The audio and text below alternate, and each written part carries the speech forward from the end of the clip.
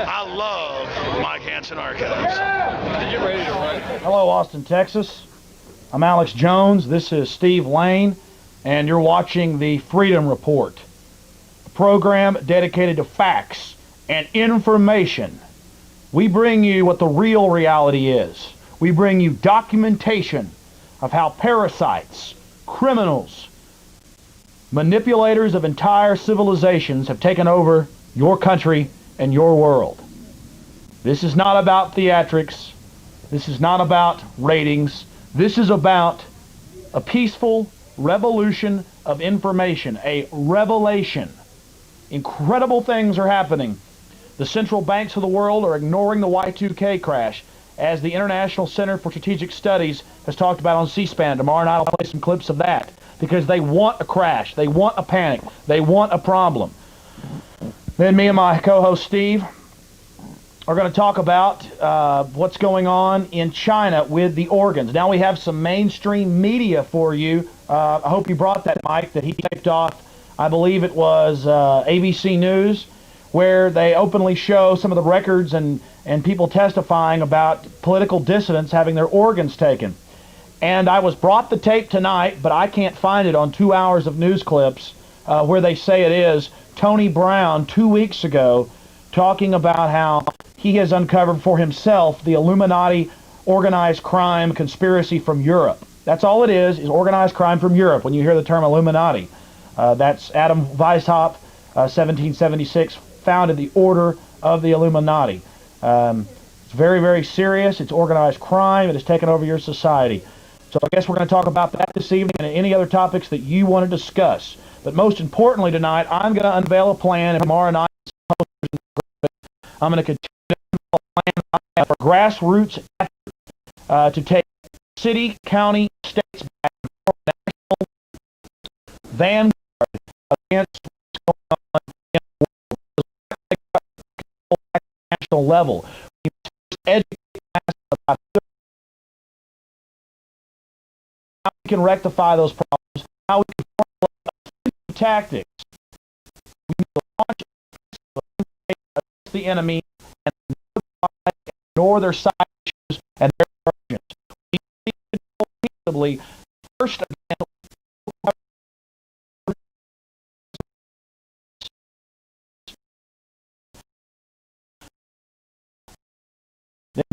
Governments against the federal government that is now taking control of our federal government. It's a long-term game. It's very, very serious. It is strategic in nature. And we'll get more into that later with documentation and give you the facts you need to effectively oppose this conspiracy by those that wish to control you and your families. Steve, thanks for being here. Well, thanks for having me, Alex. Appreciate it. Thanks for having me, Mike. You've said a very valid point right there, that change, I wish I could remember who said this quote to give him proper credit, but it was change in Washington will never come from Washington. If you want to change Washington, you have to start at the local level, just like Alex talked about, win some battles there, get people riled up about it, excited about the fact that you can beat City Hall, that sort of thing, and build a consensus from there, grow out from there. And I'm real pleased to hear Alex is going to lay that out for us here pretty soon, because I've always believed that it's all about local issues and taking control locally. Yeah, I mean, sure, it's not something that I suddenly pulled out of a hat. No. But the biggest problem with reform is that as soon as a group gets at any size, leaders come in that just want to self-aggrandize, fill themselves up with kudos and money and women, or in the case of women and men. Basically, they get drunk on the petty power before the organization goes anywhere. Then big foundations come with money and say, wouldn't it be easy if you just listen to our experts? It's all done very sweetly, very nicely. The experts coming to advise the people generally believe what they're saying to the other people. You see, that's the best type of salesman. Most people in this conspiracy, this criminal conspiracy to control wealth in the masses, modern feudalism, is that they go out and they look. There's thousands of brands of politicians and people and ideologues and people that truly believe what they're saying. So the enemy, who is cynical to the max, understands that power, wealth, and armaments and control of education systems is everything, and the financial system. It's true. They are able to go and pick, okay, I like what you're saying, I like what you're saying, you will all help me in my goals. And then they watch this grand play itself out and fund who they wish and manipulate, create sides, and it gives everything an air of reality. And there is reality to the political process, but really all we see is different political groups bidding for management positions in the corrupt system. Right. And the entire upper echelon of power and the true modes of power, we are never allowed to see this information. I mean, if you read, I've actually read some of it here on the program. If you actually go out there to the people and talk to them, they won't believe it. But Alan Greenspan used to talk about how capitalism is an unrealized dream, that it never has really existed because corrupt interests always form monolithic structures of money. Then they seek to socialize the economy to control the wealth, to keep out the undergrowth. That's what they call new businesses. The grassroots, sure. Yeah, new ideas, new money. So it's a war between new money and old money. And once we let the new money understand that they're not part of the establishment and the petty trappings are not true power, we can marshal those people in a nationwide movement and we will not be shaken.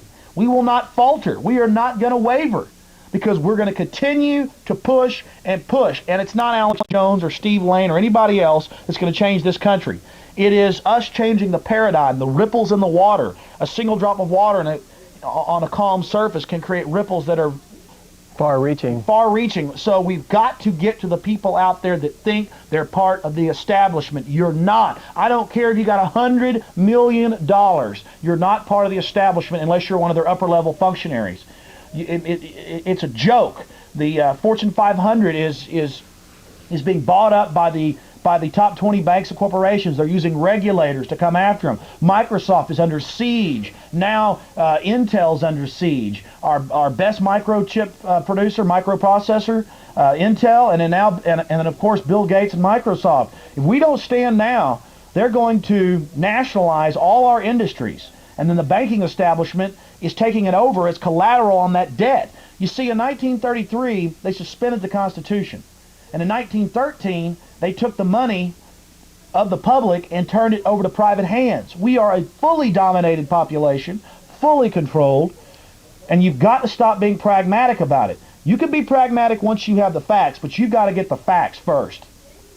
Also, later on tonight, I'm gonna give you some revelations regarding the ASAP program. We've been told publicly by all the ASAP bureaucrats, coordinators, also the Travis County commissioners, that the ASAP program is all about increasing communication between parents and teachers, parents and school faculty. But I'm going to bring forth the real facts in a document that the state of Texas, that is the state attorney general's office, sent me regarding an open records request I made, where the county, in trying to argue that they shouldn't release information to me under the Freedom of Information Act, said that if they released information to me, it would interfere with an ongoing criminal investigation and possibly possible criminal messed up that day. prosecution. So I'm going to bring forth that documentation later on. I think it's very interesting, and I think the county commissioners are going to have a tough time explaining this one.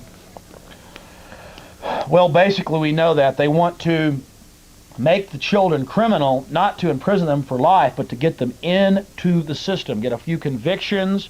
That's what the urine and blood testing that Clinton has planned, that I've had the Federal Register here for people many times, that he put in the Federal Register in 1997.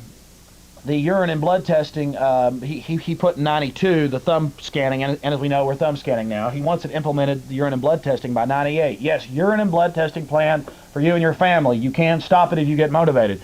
If enough of you get motivated, which we will.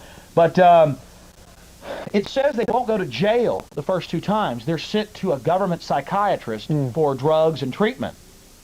It is, if they can't get you on welfare in the traditional manners, they will make you a sub-criminal, suck you into the system, and then put you like a THX 1138, George Lucas 1974 film.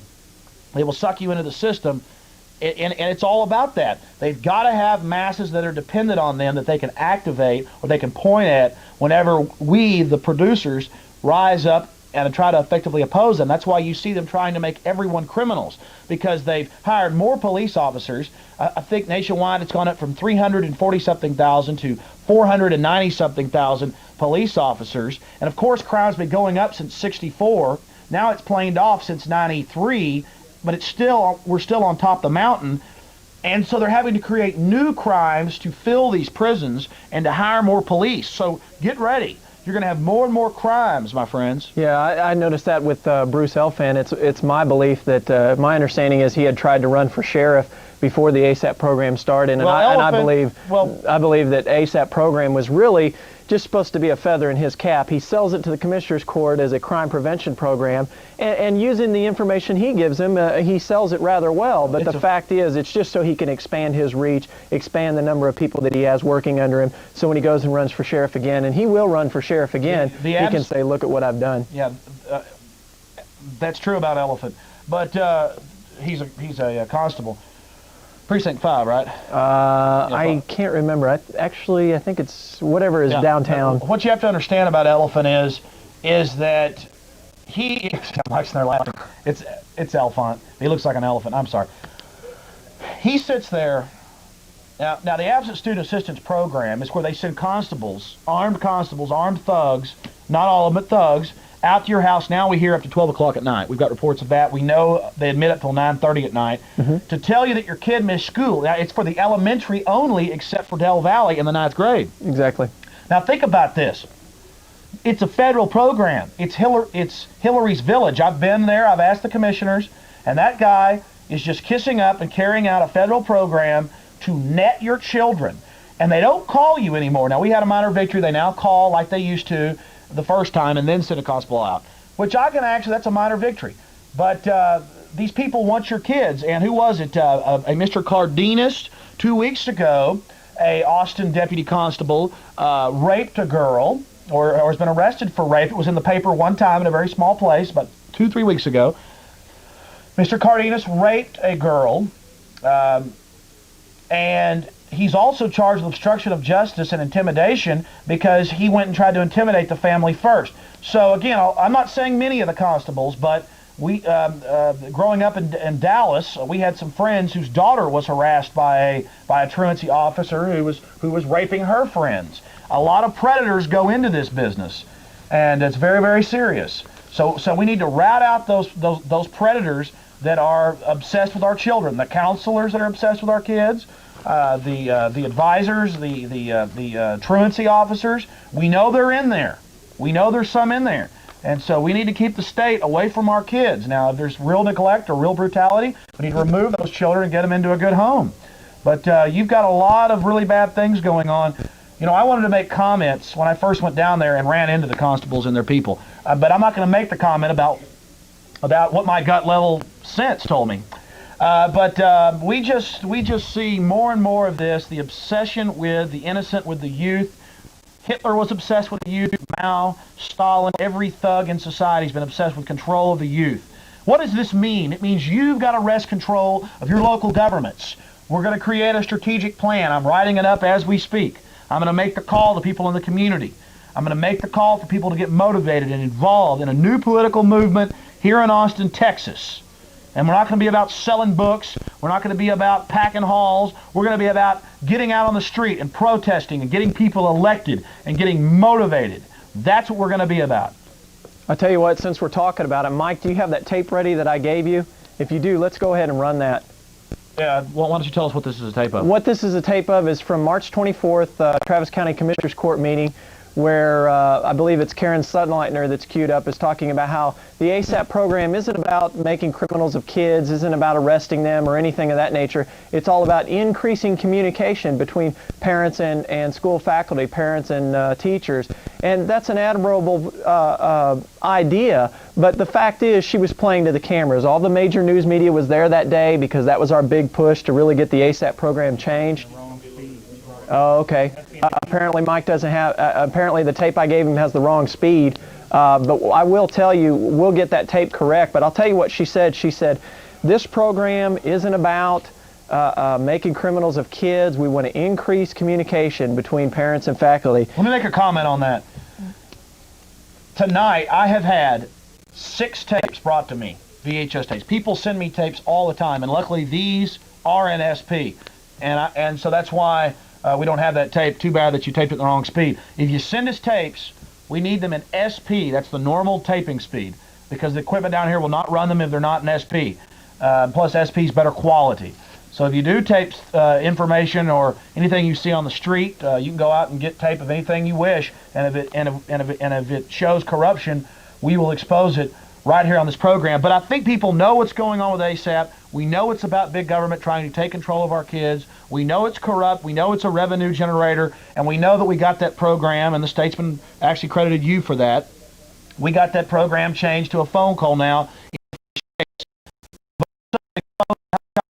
We're starting construction on $2,301,000, and we got that.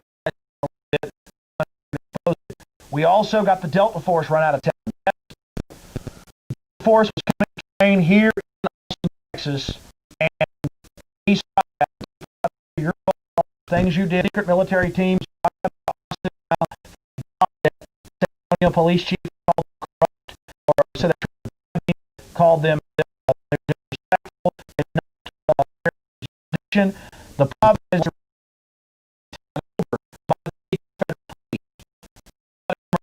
in the secret teams. It's very serious. The EPA is arming with armored and a lot of information is going on. A lot of things are happening. So, as Americans, you have got to realize that a real threat is not on the horizon. It's not even on your doorstep. It's in your cities. Military special operations are training all across the country. It's going on everywhere. And they're telling you that it's for terrorism. Well, I have the Austin American Statesman right here. And it is from Monday, June 8, 1998. It says, U.S. used nerve gas in Vietnam, report says. And CNN went out there last night, and I watched some of it, and I got it on tape, I don't care to run it. And they show these Air Force general and all these people saying, yeah, we use nerve gas, what's the problem? There is no problem. Personally, I think against hostile enemies to use a small amount of nerve gas if they're down in tunnels or you've got to get rid of them. It's a weapon. What's the difference between shooting somebody and using nerve gas? They've made nerve gas this big evil thing. Now, biological should never be used. It's actually worse than nuclear. But the problem is biological's bacteria or virus, whereas a chemical disperses after a certain period of time.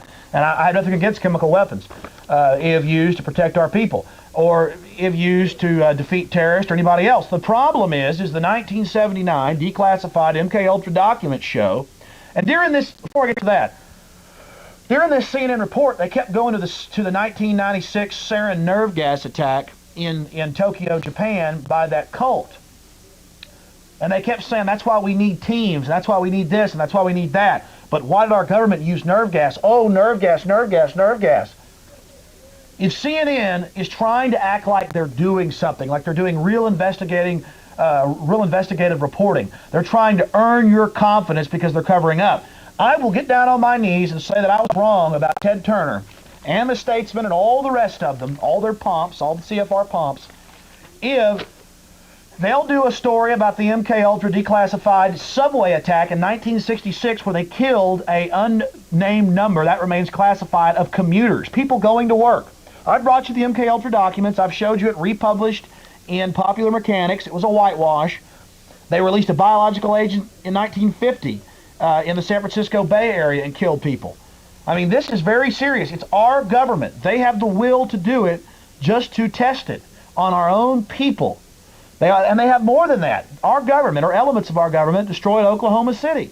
And that's a fact, and I've run 20 documentaries on it. I've had guests on, carte blanche, generals, weapons developers, FBI people, FBI crime lab people. I brought it to you, either here or on my radio show, in depth. Why would our government destroy Oklahoma City? Why would our government nerve gas people going to work in the subways? That's what's declassified. Why would they release 7,800 curies of radioactive material in 1949? Because they want to create terror. They want to create problems, so you go to them for solutions. It's just like the mob. It's a very old tactic. Just like the mob will go to your house or go to your business, and they used to do this a lot more before people stood up to them, and they'd say, hey, don't you want some insurance from those thugs down there on the corner? Those thugs, replace thugs with militia people or whoever else, are going to come burn down your business or going to rob your business. And if you said, no, I can deal with those thugs myself, I got a gun under the counter, Don Corleone or whatever would go over there. Those were his thugs. That night, he would break the windows out of your business. If you didn't buy insurance from him the next day, he'd burn your business the next day. He didn't care that it hurt production, hurt your family, hurt the city, because the next grocer is going to pay up out of fear. Now, I'm the type of grocer or business person that'll pull my gun out and blow your head off. Mob business with me, I don't care if you kill me. I'm coming after you with automatic weapons. Now, that's the type of person Alex Jones is. But what does the government do? They don't want you to be able to come after the mob, which is the federal government, just a bigger version of it. Yeah, there's a Camp Grouper where they're loading the fuel oil device. They don't want you, not that, but something else on the screen. They don't want you to be able to oppose them. They want to disarm you so the criminals and the federal government and everybody else can run rampant with guns and weapons and police in black ski masks going down the street, and those men, military black ops people that were seen and photographed and are well-known individuals, Andre Strassmeyer and others, that destroyed Oklahoma City. And there's Camp Grouper loading the Ritter truck with fuel oil. This is what we're talking about. This is what we're dealing with. And if you don't want to see the evidence in your face and stand up to the mafia, which is the Illuminati, the WASP European mob that controls our nation, the Rothschilds and the Rockefellers, old banking money, if you don't want to illuminate these people and shine light on them and then make them pay, man, that's what I'm talking about. We got enemies that make Hitler look like a choir boy running our system. So intelligent, so dynamic in their ruthless evil. That's what we're dealing with. Don't let them disarm you. Don't let them raise taxes on you. Demand tax reduction. You're being shaken down by a bunch of mobsters that own the media and tell you it's cool to be shaken down. Why are you laying down to it? You know, one of the things I think is interesting, Alex, is I've heard people say regarding comments about a possible war down in Mexico right now. They say, oh, how is that possible? You know, you couldn't hide that from today's media, that sort of thing. Hey, I got news for you.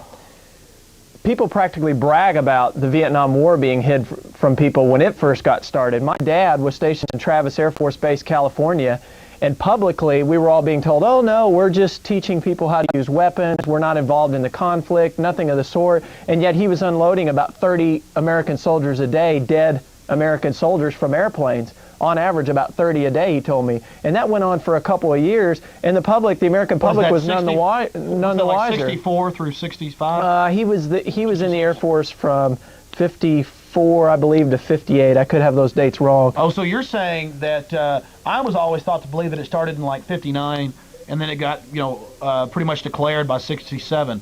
But what happened was we were there consulting, supposedly. Advisors. Exactly. We were advising them on how to use the weapons we were selling them. Let me tell you what a Marine Force Recon, the equivalent, that's the Marines' most elite, told me from Fort Hood. I'm not going to tell you his name. I know him personally. They have been training, and the Delta Force has been training there for 2 years, was training thousands of Mexican soldiers every month. Training them for counterinsurgency kill training. Murder training, to go in and clean out villages, search and destroy, seek and destroy. Now, we know there's been a war in Chiapas for 3 years, 3.5 years. We know that scorched earth policy is a very ancient tactic. We know the fires originated in Chiapas, Mexico, the main area of trouble. We know there's a war down there right now. We know that they're down there killing those Indians. We know the UN's taking their land under environmental guises and forcing them up to Mexico City to work as slaves. But see, my point was that the American military, the American media hid that Vietnam War from you early on, the early Vietnam War. Who's to say that they're not hiding this war from you now? So if you don't believe it, just look at your history. It's been done before. What's to keep it from happening again? There's nothing to keep it from happening again. It's probably going on. We see no aerial photos from Mexico. We just see usually a couple of guys trying to put out a fire there from the ground level. I mean, that could be put on anywhere. With the technology that's available today, anything could be doctored. And I'm not saying there's footage being doctored. I'm saying there is no footage. And that's something to be concerned about. Mike, do you have that tape queued up right now about the organs being sold from political dissidents in China? We'll go to that clip in just a couple minutes. No calls. Well, we had a bunch of calls. I think they're screened them. They must be pranks. Oh, the phones aren't working. Well, oh, I see. Just don't worry about it, you know. Yeah, if you... oh, yeah, there is Patricia Moore, nice lady. It's not a very good picture of her. A nice lady who has been working really hard. She's got footage. She goes down to Chiapas and shows the tanks driving by and them dragging villagers away and the mass graves of people. That's here on Access Television for you to see. She goes to Guatemala, El Salvador, Nicaragua, and much more. We'll go to some calls. Hello, you're on the air. Caller, go ahead. I just wanted to say that they're doing a good job covering that war in Mexico. They're hiding it because all the news footage on all the news stations are the same two guys. One guy's beating on the fire with the stick, and one guy's dumping water on it with the bucket. And every single news station has that exact same footage. That's what the Statesman had too. But there's a point to be made there. That's because most of your news is gotten from either AP wire or UPI wire. It comes from a central source. That's the danger of centralization when it comes to media. You're going to get the same thing on all these different channels, on all these different newspapers. This came out in the 60s. Before our media was totally controlled then, but for some reason it came out. But the CIA runs the AP. The CIA runs Reuters. They run it all. The CIA runs this damn country. And the CFR is the political arm, or the out front arm, of the CIA and the National Security Agency. And Tom Brokaw, Peter Jennings, Dan Rather, they're all CFR. All the major chairmen and presidents. Oh, you're full of prunes. Yeah, yeah. That's what. That's what Dan Rather told Greg Erickson at when he asked him about the war in Mexico. You're full of prunes. Yes. Very intelligent. See, he didn't have his teleprompter. I was going to say that Caller, definitely wasn't a teleprompter. That's all I had to say. Okay, thanks. Hello, you're on the air. Yeah, have you heard the latest news at the Defense Department right now? Which news was that? It's has something to do with death squads in Vietnam, where they would go out and kill defectors. Yeah, well, that's a good idea. We need to do that. Yeah. But war is war, man. Yeah, but they used nerve gas. Right. U.S. used nerve gas in Vietnam. Right. Yeah, but remember, we're the biggest seller, except for Russia, of nerve gas, and I hope we're not selling biologicals, but I know we sold Saddam all those chemicals and biologicals, or most of them. I've actually got video, and I've played it, 20 times of the cases in the Camisea bunker complex, 100 football field sized bunkers filled with U.S. chemical and biological and then standard munitions. And then, of course, when we detonated Camisea above ground, the largest above ground detonation that was non-nuclear in world history, that was man-made. And of course we had people with all types of symptoms. You detonate a giant complex, create a giant mushroom cloud of toxins, and our people were walking around without masks doing the work. It's crazy. So you got to understand how politicians think. When you talk about years ago with the Iran-Iraq war, Iran definitely had the upper hand in that war, and it looked like they were going to win it pretty handily. But the U.S. had to step in because they think in terms of balance of power.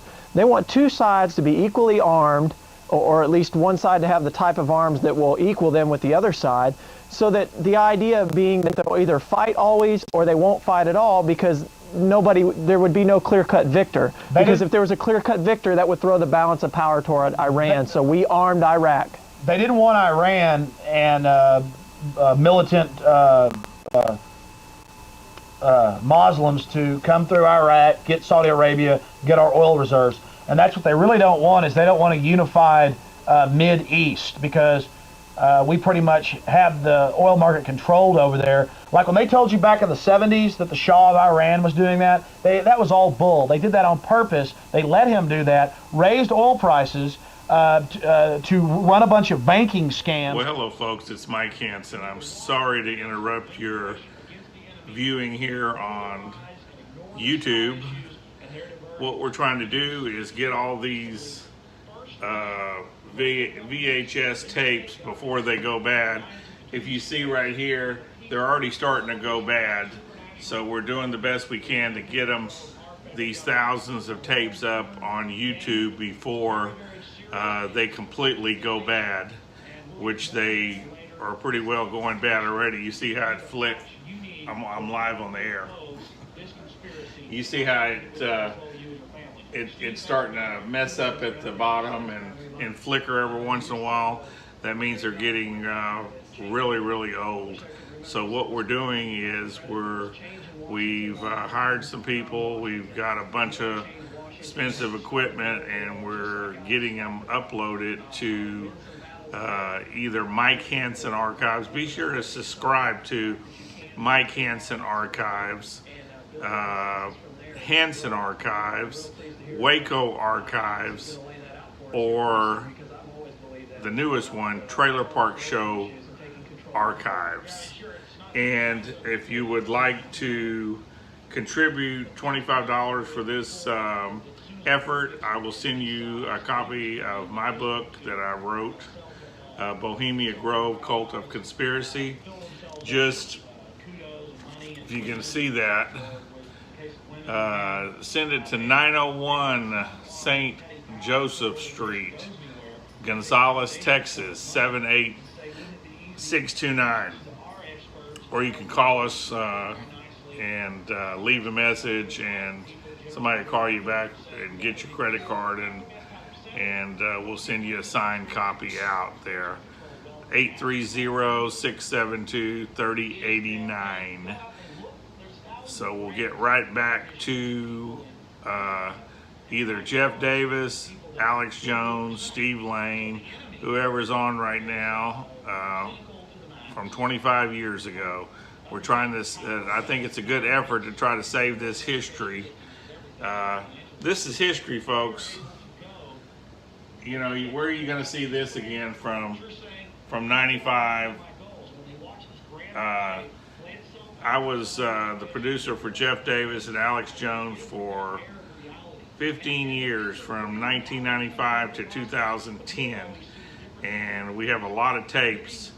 I know Alex had a lot of tapes, but he left them out in the garage or something, and they completely ruined.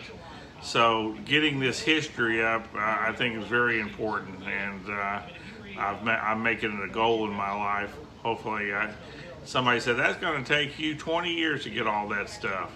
Well, no, if we can get a little donations, we can go ahead and hire some more people and get it up faster. But the tapes are deteriorating very quickly, as you can see every once in a while right here. That means that these VHS tapes, these old VHS, if you're young, you probably don't even know what these VHS tapes are. But you know, you got to keep them in a cool place and a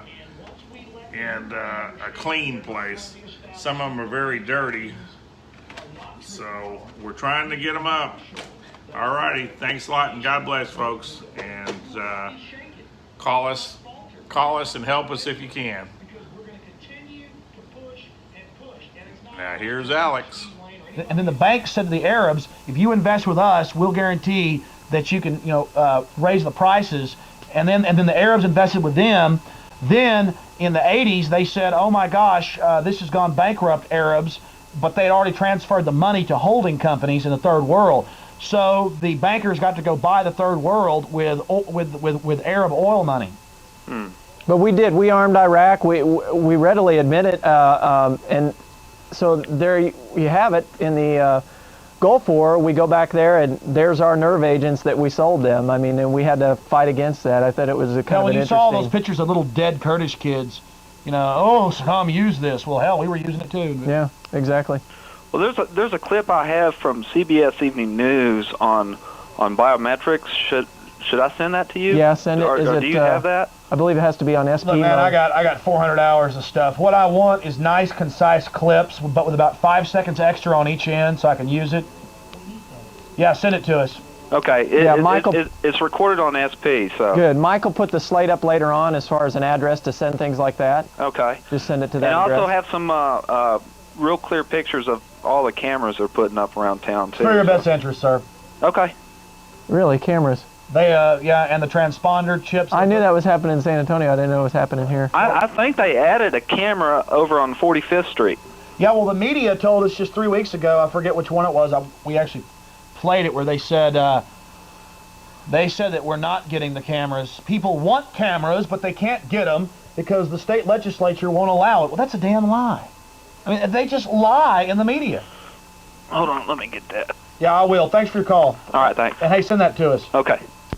Hello, you're on the air. Hello? Yes. Yeah, I just wanted to know about the Red China. Why are we sending them all information so that they can go to countries that are coming against us? Sir, let me give you the facts.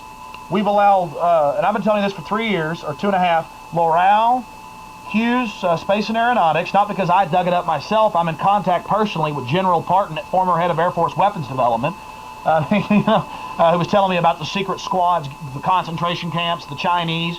The Chinese have a missile base now off our coast, 60 miles off Long Beach, at an old Army missile testing ground. It's a company called Sea Launch. And Costco is the Chinese military. It's their shipping firm, and they're at Long Beach Naval Base. They're in the high desert in Victorville at George Air Force Base. I mean, this is just incredible. I mean, we're being taken over. Europe is subdividing us and selling us off.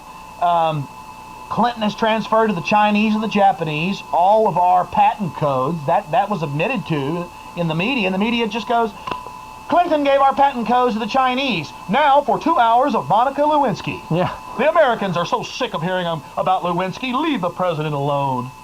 I'll tell you the other thing that came out, and I need to give you this article. It's an article that People spells need to out. turn their TVs down, or we need to turn the phone down. It's a timeline that spells out from beginning to end what happened as far as this transfer of technology to China. One of the couple of things that I think is very interesting that jumped out in my mind was, number one, when the Justice Department was investigating, I believe it was L'Oreal, when Clinton saw that maybe things weren't going to go well as far as this technology transfer. The Congress was investigating L'Oreal, and the Justice Department won't allow the investigation to go forward because they say they're investigating it. So he transferred jurisdiction over to Ron Brown's Commerce Department, which allowed the release of the technology. Also, too, a woman who carries a title in the Chinese Army was the woman, she's the daughter of one of these generals or something like that. She was the one actually presenting the checks. She's like Sally Wu, or actually I've got it here written down. And they give her a title in the Army. She's head of Space and Aeronautics. But it's really interesting that for some reason we don't get upset by this. I mean, we'll get upset about Microsoft having their browser pre-installed on Windows 95, but nobody will get pissed off that just hands down Clinton's handing over technology left and right to China. Microsoft is a good company, new money that produces and is competitive. We can't have that here in America. We're to be destroyed. It's just amazing. This is the Third World War. When you see economic, right? When you see hold that on, agents have been installed. That, and how are the Cowboys doing? Yeah, agents. We haven't talked about the Cowboys today. Listen, agents have been installed. Agents have been installed, and it's all over. I mean, that's it. Agents are in control of our federal government. They have put them in there over a long period of time. They've controlled our universities for over 100 years. I mean, it's America. Foreign agents control your government. That's it, and that's that. Are you going to put light on them? Are you going to get them out of there? Are you going to support people that will cut your taxes? Get us out of the UN? Get us out of the World Bank? Get us out of the IMF? Get us out of the World Trade Organization? What does the World Trade Organization give you? I say this every show, and I'll continue to say it. They call it free trade when China lowest tariff is 15% and our tariffs average 2.2%. Is that called free trade? Is it called an even exchange? It's called a program of deindustrialization of a nation. It's called economic warfare. Whoop, whoop, whoop. Put on the sirens. We're under attack. Scramble. Mobilize. We're under attack. Emergency. Emergency. The Fortune 500 is going to be totally consolidated by European and international firms within the next 5 years. It's already happening with Chrysler and hundreds of other companies. I can read you a huge list, and I have. It's incredible. What are we going to do as a nation? You know, I think it's interesting. People are arguing what type of new tax code should we have? Should it be flat tax? Should it be consumption-based tax? You know, we wouldn't even need a tax on citizens in America if we balanced those tariffs. It's been proven. That's what happened in colonial America. We had equal tariffs on imports and exports. No tax on the citizens themselves. You're wrong, Steve. Al Gore, when he debated Ross Perot, both agents, it was a big dog and pony show, when he held up that little sign and showed Smooth and Hollings, showed those two old guys and said, these are the guys that caused the crash. Oh, yeah. 1929. It was at the Federal Reserve calling in short-term traders loans and then restricting the money supply for 6 full years and then outlawing gold and confiscating it and giving us paper back. It wasn't that, no, it wasn't the central bank that had promised us no more crashes. And then we get the biggest crash in history. They sold us the 1913 Federal Reserve Act that we would never have a depression again. And then we had the biggest, longest, most sustained depression, the biggest consolidation and transfer of wealth in U.S. history. It's fascinating to me that during that time period, people lined up because the government told them to and turned in all their gold.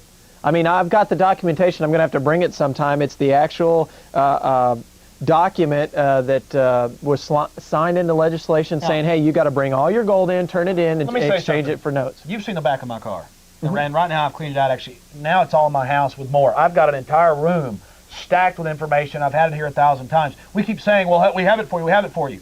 If you think we're BSing, you just call your grandparents up. Ask them. They banned gold in 1933, and it wasn't legal until 1974.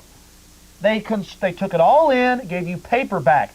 And I don't think gold's a good standard. We should be on a silver standard because it's 14 times more plentiful than gold. It can't be consolidated and hoarded by any one money manipulator. Learn about futures. Learn about money manipulation. Learn about speculation.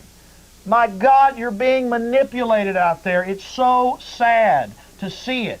Organized criminals have conned you so badly. People don't want to be. Amy and I were talking about this on the way over here. If people start believing in this information, they believe it, they ultimately do, but if they start investigating and really find out the facts, it destroys their whole vision of America. Don't misunderstand me. This is still the greatest country in the world, okay? It's the greatest by far. But what happens is when you research this information for yourself and you find out that it is factual, it destroys your whole vision of what America was all about the flag flapping in the breeze and it's the land of the free, home of the brave. And it forces you to realize that this government, this country, is just as corrupt as every other country, every other great country that's ever been in the history of the world. And the worst part is they're getting sloppy, they're getting reckless and arrogant, and they're subdividing our nation. They're strip mining our resources. I don't mean even our physical resources. They're strip mining our intellectual properties, our patents. They're strip marking. It's just incredible that people out there have allowed this. And I'm telling you, America, you're out there. You are middle class. You have got to get involved today. I don't know what you can do. You go out and do it. Pamphlets. You write a book. You get involved. You run for city council. Just quit thinking you're part of the system. You're not. They're taking over the Fortune 500 as we speak. I'm actually excited about the sloppiness. I'm actually excited about the fact that the government is stepping up their propaganda and stepping up these programs, because what it indicates is that your movement, the movement that you people are involved in today, the movement for freedom, is having an effect. They see it coming. They know what's coming down the road. So they have to step up their actions. Everything's been moved forward a year, 2 years, 5 years, whatever. They see how freedom is spreading across the land, how people are starting to get wise to what's going on. They're learning every day. Our numbers are growing exponentially. They see it coming, so they've got to do something about it. So that's why they're getting sloppy. They're getting sloppy because of you. But it's not enough. We need more people. We need larger numbers. We need a smarter movement, a movement that's more not controlled, but better thought out rather than haphazard, a concerted effort, like Alex said, to start at the local level and branch out from there, a grassroots effort. Well, Steve, tomorrow night I'm going to lay out my plan, and then over the next few months I'm going to lay it out in a more concise fashion. But basically, what does this say?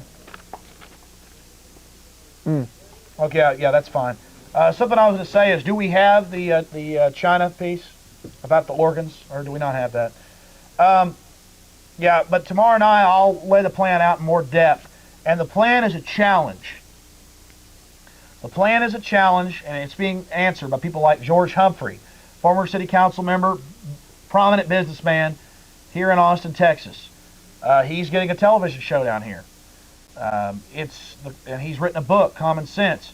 The call is being answered by many other people, but it's got to be answered by radio people. It's got to be answered by, I mean, can you imagine if Steve Hicks, owner of Capstar, or is it Cap City? No, it's Capstar. It's Capstar.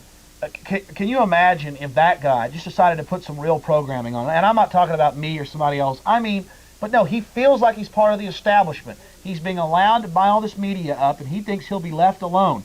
No, Mr. Hicks, once you get big enough, they're going to take you over too. Look what's happening to Bill Gates. You got to fight. Your new money too, Mr. Hicks. And I'm not sitting here giving you advice, but you have got to get motivated, and you've got to come out against what's happening. All these people, I make the call out to university professors to get out of the peer pressure mode, to get out of the group psychology, and to please get involved today and admit what's happening. Can you imagine if just 100 of his roughly 300 stations carried freedom-oriented programming? It would be phenomenal. And if it gave people solutions, grassroots. I mean, if they trumpeted the victories like us getting the Delta Force out of Austin. Now, I don't even know if I believe that. We got to stay vigilant. I think I'm going to go down there tomorrow morning or next week. I've went a couple weeks in a row, and I tell you the truth, I don't like going down there to that commissioner's court. I don't like being discriminated against. They cut us short of time. They do the wide shots, so we can't show documents. And they do it for any other bureaucrat or the one for the kids. Yeah, the guy comes in, peddling the bonds, and they'll do close-ups of what he's peddling. And I don't care. I just don't even like going in there because I don't like sitting before those pathetic creatures that think they're so smart. Thank God that people in our city government, maybe they're not so pathetic, stood up against it. But why should I have to go down there tomorrow morning? Why don't you go down there tomorrow at the Stokes building and speak during Citizens Communication? I mean, and you know what? I made the call to people to come down. We had about 8 people speak. We've had about 20, 30 other times. And then as I walk out, about 10 people show up and say, oh, well, sorry I'm late at like 9:30. Basically, they're afraid to get up there. They came to support, but they're afraid to get up there. And what's amazing about it is, though, and what I would say to those people is you can't believe how good it feels to actually stand in the face of something like that and to stand up to it. I mean, there is absolutely no reason to be scared at all. In fact, it's quite the other way. It feels empowering. And the wonderful thing about it is I agree with you. I hate going down there just because of the way that those people are, but the fascinating thing is they really hate us being there, and that almost makes it worthwhile just to see the looks on their faces, and they just can't wait for Citizens Communication to get over with because they know we're there. The CIA piece? Yeah, and see what you think about it. They use the technology against us. Well, Mike, I really want to run what I've been telling them we're going to run. I really want to show the interview of the person that got the kidney. We can't find that. We'll go ahead and go to this, and I'll talk over it. I'm not sure what we're facing to see. Mike, you got that queued up? There's gunfire every night. We worry each time we step outside. But there's no war in Kashmir, not yet. It's just that nuclear weapons feed a growing fear that the next war, if it happens... Richard Roth, NBC News, Chakoti, Pakistan. And when NBC Nightly News continues this evening, how the spying game is played these days. In the modern world of espionage, America's top spies are not jet-setting secret agents prowling exotic places. Instead, they're here at CIA headquarters outside Washington, hunched over computers, poring over satellite photos and transcripts, searching for that one critical piece of intelligence that could spell life or death. George Tenet is director of the CIA. The men and women of U.S. intelligence provide the country and the president an enormous unilateral advantage. They save American lives and protect U.S. forces. It is one of the single best investments that we make. But after America's spy network failed to predict India's nuclear blast, intelligence experts like Mark Lowenthal warned that too much of that money is being spent in the wrong place. We keep overemphasizing technical solutions, and you need really good human beings. The U.S. spends $27 billion per year on spying, but nearly all of it on hardware, not humans. Experts estimate 95% of that budget is spent on intelligence gathering, mostly satellites that snap spy photos and electronically eavesdrop on friend and foe alike. That means only a small fraction of the budget is left to analyze all that information. For example, a CIA investigation found that satellites had detected preparations for India's nuclear test. But when the images were fed to this ground station near Washington, there was only one analyst on duty, and he missed it. Retired Admiral David Jeremiah led the probe and found there's too much information and too few.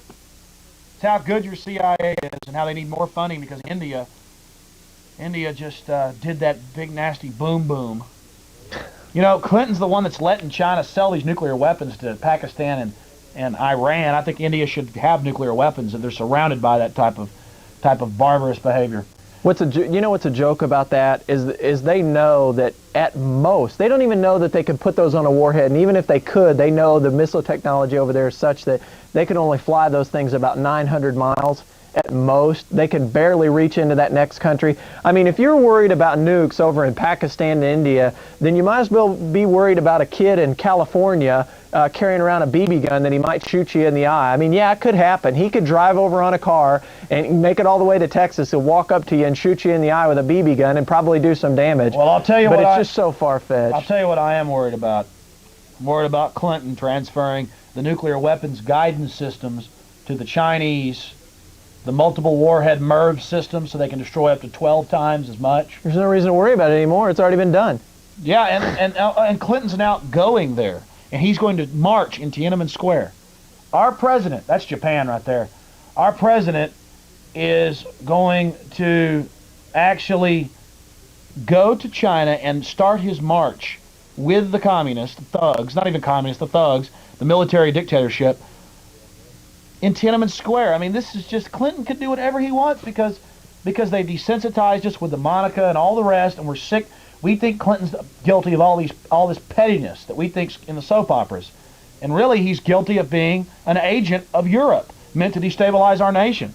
It's amazing. We're more interested in where he transfers his semen to than where he transfers missile technology to. I mean, if you really think about it, that's what matters. The media puts it out there, and we've been bred to think that that's what's good. And maybe we'll get this clip for you if it's there. Hello, you're on the air. Yes, caller. I was just wondering if y'all wanted to comment on the decentralization of the Austin Police Department.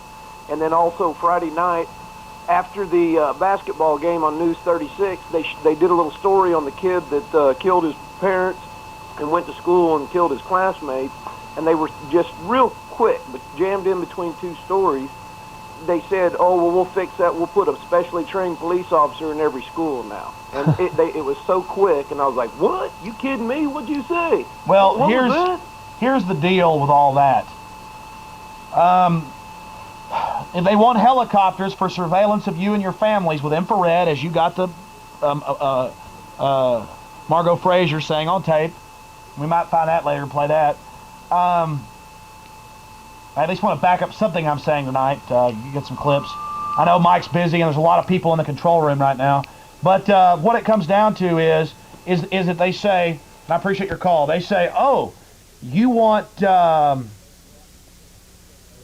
don't even want to talk anymore. It doesn't even matter. Look, if you don't see it, if you don't care, then I don't have anything to say to anybody out there. I mean, they tell you it's for Starflight, and then they buy a bunch of damn helicopters and are building some huge helicopter base, and then if you ask questions, the Commissioner's Court laughs at you and says it's for rescue, and it's not. And they call it Starflight. It's Orwellian. It's doublespeak. It's put a name. It's the Ministry of Love. That's where they torture people. Ministry of Love. Starflight. Surveillance helicopters with guns on them. They're going to be putting guns on them. They're going to be getting free military helicopters, as every city has. Just like the Delta Force was going to be coming here, but we stopped them. What they do with the cops in every school is the same thing. And this decentralization is a way to build more jails, more facilities, more citadels around. I mean, it's incredible. The idea of putting a cop in every school, I'm sure everybody gets excited about it, says, oh great, my kids will be safe. Hell, somebody was talking about with the ASAP program, why don't we just stick a constable in every house and have them walk the kid to school and walk them home? The point is, what are our kids getting used to, a police They're state? getting used to a police state, that's People right. They're used to seeing police everywhere, on every street corner, in their school. Some of these kids have to wear special little cards at some schools around the country, and supposedly here in Austin. And they scan, they scan. I like some kids to get me some footage of that. Jason, a friend of Rusty Fields, who's getting the show down here, was telling me about it and actually showed it to me. I should have got some tape of it. You have to go around with these little cards, and they scan and make sure who you are. You know, I mean, It really does get you used to it. Whether you believe it's intentioned or not, it doesn't matter. The point is, it gets you used to it. Don Bennett and I were talking the other night about this. It's difficult. I won't get into it, but we were saying whether you believe the purpose is to set up, it's the intention to set up all these mechanisms with the effort of just taking over and militarizing everything. You still have to believe that the mechanisms are there, and if somebody were so inclined, they could militarize this country. I mean, it's already ongoing. I see it happening all around me. Look, L.A., Houston are under full federal control, and many other cities. That's right. I mean, it's just a fact. Hello, you're on the air. I'd like to know why Texas Best Seminars people. Hello, you're on the air. Hi, Alex. How you doing this evening? Pretty good. Listen, are you aware that the FBI has decided to institute federal gun ownership registration starting November 30th, 1998? No, I'm not aware of it. I know that Clinton... Call the FBI. Seems that up until October 1st, 2000, Social Security numbers are optional, and after that they're mandatory. And they're using PL 104-208, Section 656, passed in 1996, to institute a national ID card. You can call local gun shops or the FBI. I actually, supposedly Clinton put it in the Federal Registry about registering of guns. Hey, you know, the liberals, the so-called liberals, the dupes of the fascist system they love it. Yeah. So what are you going to do about it? What are you going to do about it? Oh, I'm already doing a lot of things about it. Well, what are you doing? Give us some ideas, please. Oh, well, I run some mailing lists on the internet, and I'm involved with several gun activity lobbyists. Something else you can do is you can come down here and get a show. Also, again, that's a federal level system, and they have full control. That's where it's 80% agents up there. That's why I'm saying if we can get cities where the sheriff and the police chief, when this comes time, say no. Well, actually, it has to be the governor, because only the governor can bring a case against the federal government that automatically goes to the Supreme Court. Well, sir, I'm not talking about reversing whatever treasonous activities they institute. The Brady Bill. The FBI claims that the Brady Bill justifies sir, well, that's true. The Brady Bill was the beginning of that was about registering firearms. It was about registering pistols. Yes, I understand, but now they want to start a Brady Bill. Clinton's put it in the Federal Register for rifles, too. Yeah, they're not going to. What the FBI's claimed is that the Brady Bill has repealed the McClure-Volkmer Act, which is what makes the registration a long. Well, did you see that man up on your screen? He wants to register firearms, too. He did, too. And then next he killed people and took their property. The point I'm trying to make, sir, is that if we can get our cities, just a few cities, in Texas, like San Antonio or Austin. Looks like San Antonio may be one that refused federal secret police. And then we educate our police about the New World Order. We can have bastions of freedom, create alliances with other cities, have conferences, and create a movement. And I'm getting ready to do it. I'm getting ready to codify a plan and institute it and go forward to people of influence, try to get them to go out and push this plan. And then we can have a strategic alliance of cities to stand up against the agents that have taken control of our government. Well, what do you consider the potential of creating a new political party based upon strict constitutional interpretation? You're not going to cut it that way. I believe later that will come. First, we need a lot. Those are too easily taken over. We have a set agenda of ideas, let's say 10 major ideas, and then if a city will sign on to 7% of that, it is a political action committee that will only give to cities, okay? Okay. And then the political action committee gives to people to get them on the council or the commissioner's court, and then you work like hell and you push, and then you seize control of local governments.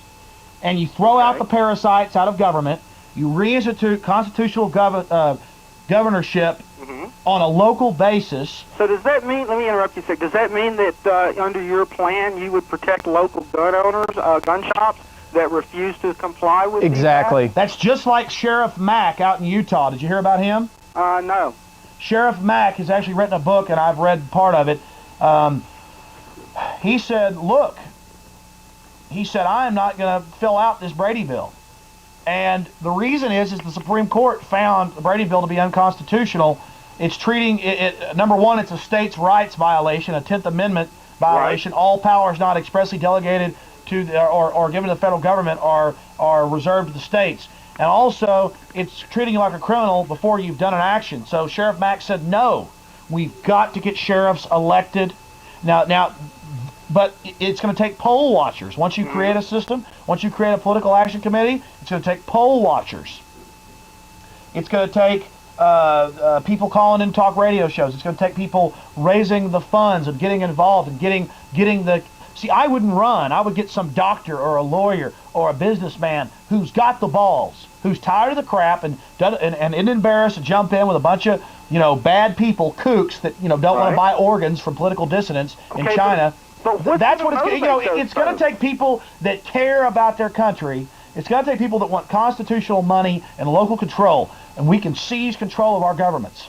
Right, but in the process of doing that, aren't those people going to ruin their careers? I mean, that's one of the no, they're going to become leaders. They're going to become leaders because they get screwed. Well, personally, then, anybody that's like that, I don't give a damn about them. But you can't do that. I mean, the whole idea is to protect all the people, not just the few that agree with your particular view. Would you give up your career for freedom? I've lost a couple of jobs for freedom where I've flat refused to do something. Then why would it be so surprising that another man wouldn't do the same? Why did you sit there and say, people went and fought Hitler, right? Because he was taking Jews' skin and making them into lampshades. Now that's not exactly true. America went to war with Hitler because Germany declared war on America after America declared war on Japan. Pearl Harbor. There wasn't because any he had a treaty with for us to declare war on He had a treaty with Japan. Well, look, you want to sit there and argue nuts and bolts? No. But, I mean, they're important, though. Well, hey, it's important to get sit around. The dots dotted and the T's crossed. Sit around then and, I know everything about it. We broke the Japanese Purple Code in 1938. Brown Harriman Brothers was funding Hitler, which George Prescott Bush was part of. Yes, Hitler had a unilateral aggression pact with the Axis powers, and when Japan was attacked, he declared war on us in the Reichstag, which he had burnt many years before. I know all that. The point I'm making is that Americans who believe they were going to fight Hitler for the right reasons went and fought Hitler for the right reasons. Okay. So to sit there and to go, okay, I don't even like your attitude, man. Well, that's okay. That's your right. Yeah, it's my right. And tell you what, I bet you're not doing anything. You sit there on the internet. I'm just sick of everybody, man. I think I'm going to just quit this damn movement. I'm going to go out and, man, have fun. I'm just getting really pissed off. I tell you what people ought to be doing right now, but I can't say that on the air. I tell you what I, as a man, should do. Because I know what's happened to this country. I'm tired of the smart asses, and I'm tired of people that are full of garbage. We are buying organs from China for political dissidents. We're buying shoes and clothes from slave labor camps, and you people don't give a damn. So I may just go wallow in it myself. I may go try to get laid 14 times a week and drink as much damn beer as I can and lift as much weights and oil paint as much as I can, and I may start saying I like Kevorkian. I saw Kevorkian on TV last night, and he's got the idea to sell prisoners' organs, and he's going around trying to sell organs. Little scumbag. I rebuke the entire American people. You're a bunch of filth. And I'm not about to sit there and stop what I'm doing.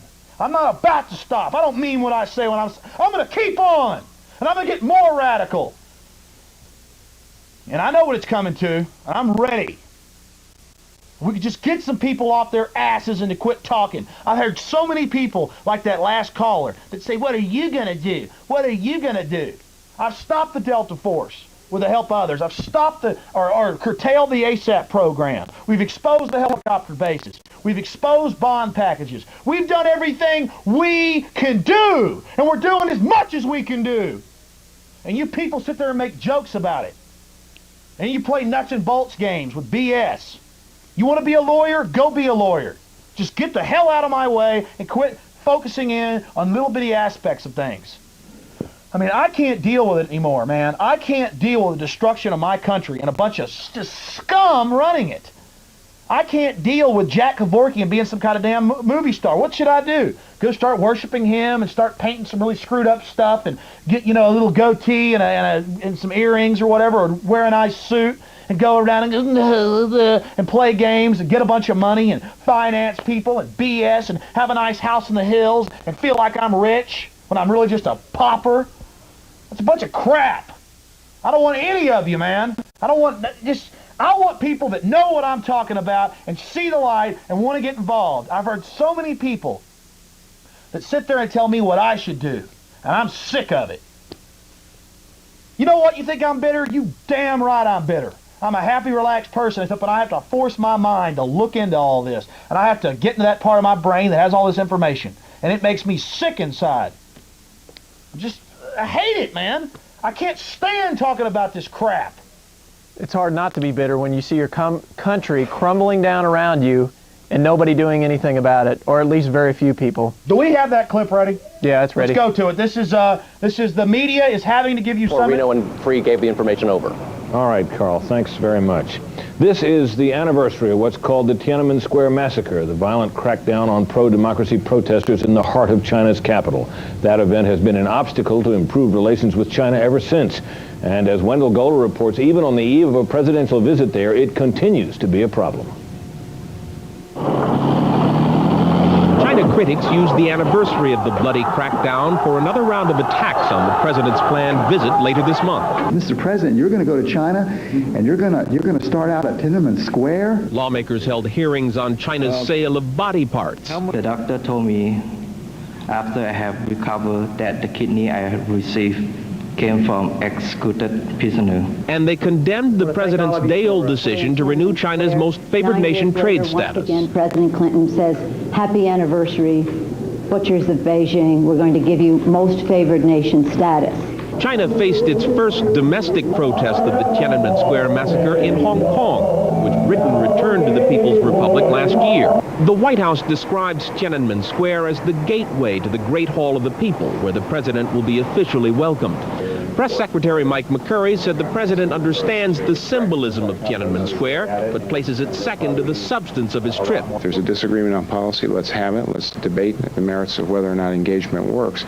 But otherwise, symbolically, I think we've addressed that issue, and it's time to move on. Administration officials cite China's failed attempt to persuade Pakistan not to conduct nuclear weapons tests as a sign U.S. engagement with Beijing is paying off.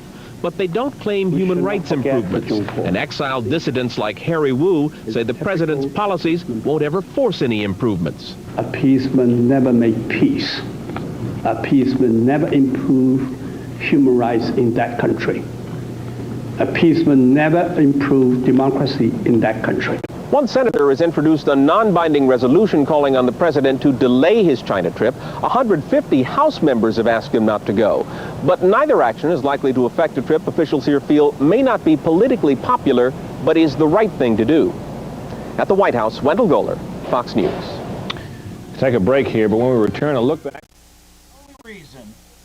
The only reason that they are doing that and coming out with some information is because of the alternative information that is making them look foolish. That's why they come out with a petty story in the Statesman and CNN about how, yeah, they knew about, we use some chemical and biologicals and this and that. They don't come out and tell you in the media about how they attacked our own people in 1966 in the New York subway.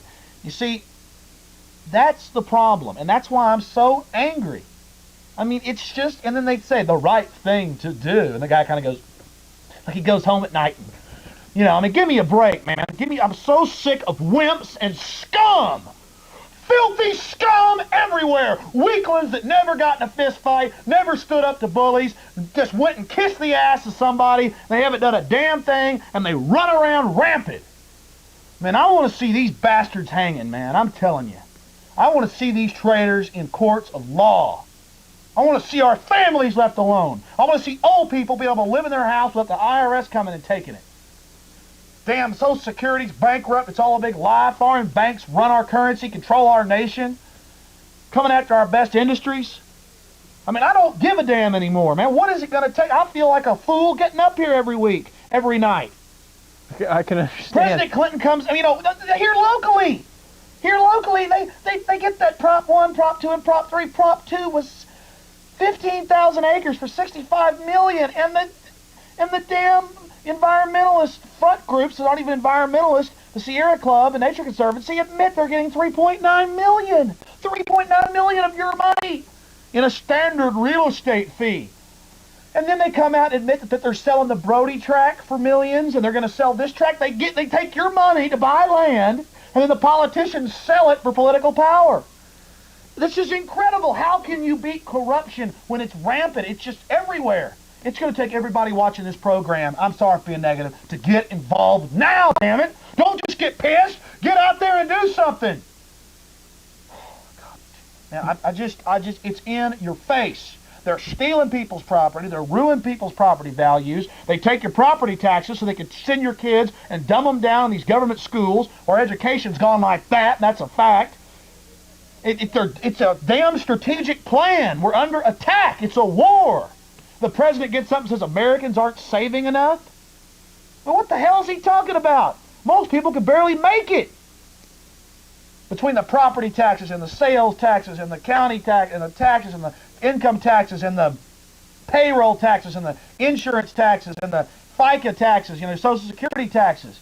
And they got those people everywhere, breeding, people on your screen everywhere, getting ready, training, every organization they can. And I'm going to have to die in the street fighting these people for you, and I will. The minute they come around taking people's guns up, Alex Jones mounts up, man. And I don't want to do that. I want to have kids. I want to have, fat babies and a good-looking wife. I want to do all that. But I'm going to have to die because you're such a bunch of scum? I got to fight for the few good people? I'm going to have to do this? You think I want to do this? You think I want to have to oppose them when they're coming down your streets? You think I want to die? This is world power, man. This is world war. This is strategic economic war against our nation. Now, I'm not calling for violence, and I'm not saying I'm going to go out. But when they come and start taking up guns, or if the IRS comes and tries to steal one of my friends or family's homes, what do I have to do? I have to stand up as an American. I have to.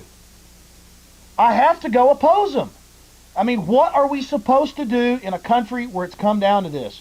What are you supposed to do as a nation when we've been made? See, they have to make you cynical so you'll lay down to it. And violence is not the answer, but they're the ones that are using violence. All I said is if a government thug comes to kill me, I'm going to stand up against them. And they're coming. They're getting ready. They're gearing up. Do you understand what I'm saying to you out there? You've got to get mobilized. You've got to talk to your friends and family. You've got to talk to 20 people a day. We've got to have a revelation of information. I think part of what's going on too is when you see Clinton being this treasonous right in your face, I think part of the whole idea is the psychology behind it is that you can't believe it. You think, well, he must not actually be giving him these secrets because they're talking about it all over the news. If this was actually going on, they would have indicted him by now, or they would have brought forth charges in the House of Representatives. So I think they intentionally bring it out right in your face just for the reason that you don't believe it. If it's right in your face, how can you believe it? What they do is they bring it out right in your face, and then they make 100 excuses. Sure. So you're just...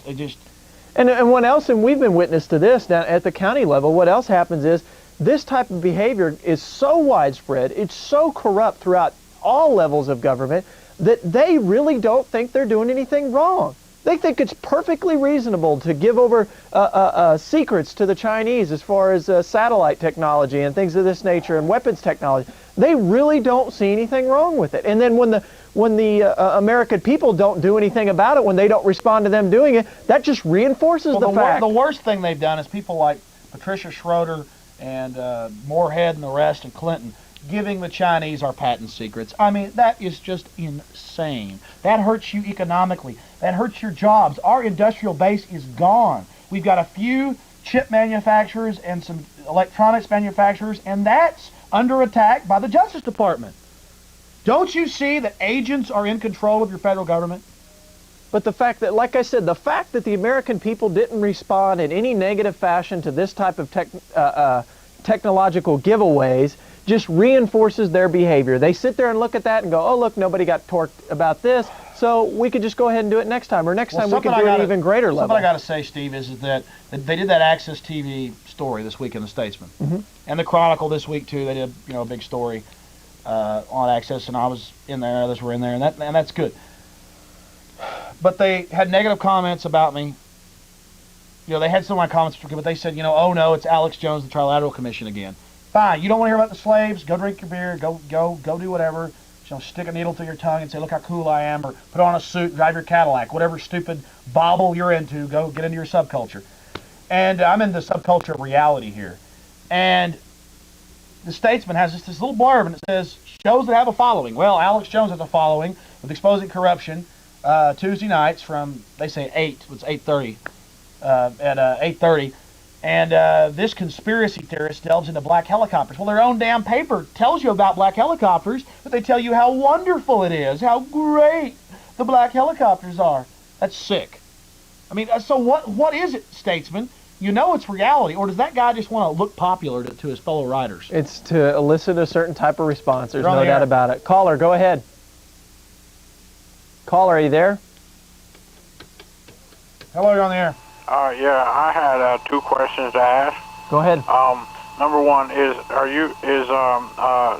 being mentally You know what? I am mentally unstable.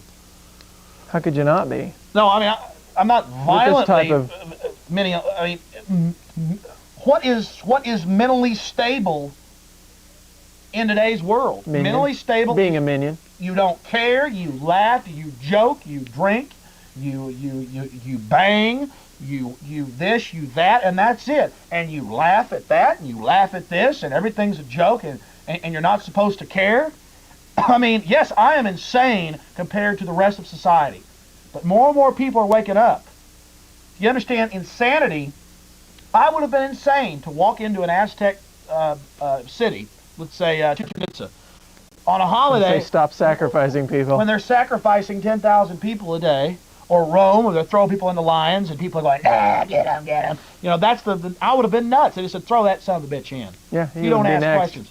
Yeah, and exactly. And the more animosity and the more petty and weak people feel, we'll give them more arenas and more carnage and more battle, so they can go feel the power of being part of this. They would think I was nuts, and they would kill him. Kill him now. We're not there yet, but we're going towards it. And now you can't yell and scream about freedom. You can't yell and scream about Republican forms of governments in your Constitution. You can only yell and scream about the Cowboys or about basketball. And I love basketball. Something you just said, Steve, is you just said Republican form of government. That doesn't mean Republican Party. It means a republic. I pledge allegiance to the republic. Okay? It means about people getting 3 votes. It means about, what it really means is about majority rule while protecting the rights of the minority. That's it in a nutshell. That's what it means to be guaranteed a Republican form of government, which your Constitution is all about, which is the tradition of the Founding Fathers, that they developed a form of government. That was their whole goal. When you read their personal papers, their documents, the letters they wrote to newspapers, the essays, the pamphlets, it was all about developing a Republican form of government that allowed for majority rule while protecting the rights of the minority, giving citizens 3 votes, not just 1 as you'd like to think of it now. Oh, and there's something funny you just said. The Founding Fathers wanted to protect their wealth, and everybody else's, but they weren't just majority rule that protects the minority with built-in stopgaps. Not because they were worried about the mass. They were worried about the King of England. They were worried about the elite, the top 20, the top 10 licensed European powers and their corporations and their licensed shipping firms. They understood that when money is created and wealth is created, forces come to steal it. And they understood that masses are manipulated to go get them. Look what they've got. Right. And everyone screams howling to get it. Then they get control. By the way, your rights are gone, mob. Pow, shoot, bang. Now you're a bunch of slaves. They go sit firmly ensconced in the temples of prosperity that were built by good men. And they understood, too, that while centralization is tempting because of its efficiency, they understood that decentralization was the key. That was the key to individual liberty, to individual freedom. Hello, you're on the air. Yeah, we need to redo again what we did in the 60s, don't we? And that is? We need to go absolutely We A. tried to expose them in the 60s, and they shut us down. And that's why a lot of people these days are afraid to do anything. The government's got a stronger hold on the people now than they did in the 60s. People have just been led to believe that, but I truly believe, I've believed all along what Alex has been speaking about tonight, in that if we just take back the local control, in other words, an organized movement to take back the municipalities, the cities and the towns, if we could take back those governments, the school boards, the city councils, the county commissioners' courts of the world, I'm telling you, there's nothing they can do. It will make the federal government impotent, taking back that kind of local control, because it's an organized non-participation. It's saying, hey, you can make whatever laws you want, but we here in Austin, or we here in Marble Falls, or we here in this county commissioner's court, or this city council, we refuse to participate. And there's nothing they can do, because what are the chances of federal troops marching on Austin? I mean, it's just not going to happen. That's why it's so important to take local control. And I guarantee you one thing, Alex is probably putting himself in a great deal of jeopardy, I think, maybe even physical jeopardy, by saying things like this, because people are going to start figuring out that is the key. They can't control many tiny cities and towns all over this country in the same way that they can control that centralization, that the kind of control centralization gives you. Alex is talking about decentralization, and when that happens, I'm talking about we're talking about freedom. Peaceable rebellion on a micro under attack. They will pull federal funds. They will do things. But imagine the city rallying around the leader, the mayor that does that. He'll be in forever. He'll be a king. They'll carry him through the streets. Well, that's what we tried to do in the 60s, and they shut us down.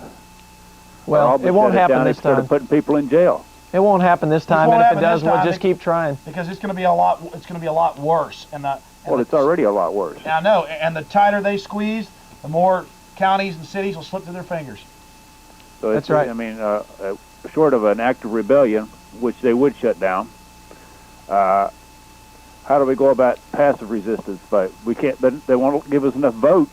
Tomorrow night I will discuss to do that. Tomorrow night I will discuss my plans and any ideas you have on exposing corruption. Well, I'd like to find out more about it, because I'm all for shutting down the communist government that's being set up in the United States these days. And that's the way I see it. Well, it's communism for us, so they can control the wealth. It's elitist thievery and parasite behavior. Thanks for your call, sir. Appreciate it. Okay. I mean, people always call it communist. You go to a communist country, you have 90% of people are nothing. You have the military and thugs and secret police running things for some, fat moron sitting up in a big chair running everything. I mean, it's just the ultimate elitist behavior. But as long as for the children, it's perfectly acceptable. Yes. At least it is to Americans. Hello? Yes. I'd like to thank y'all for your continued efforts at getting the Austinites to wake up.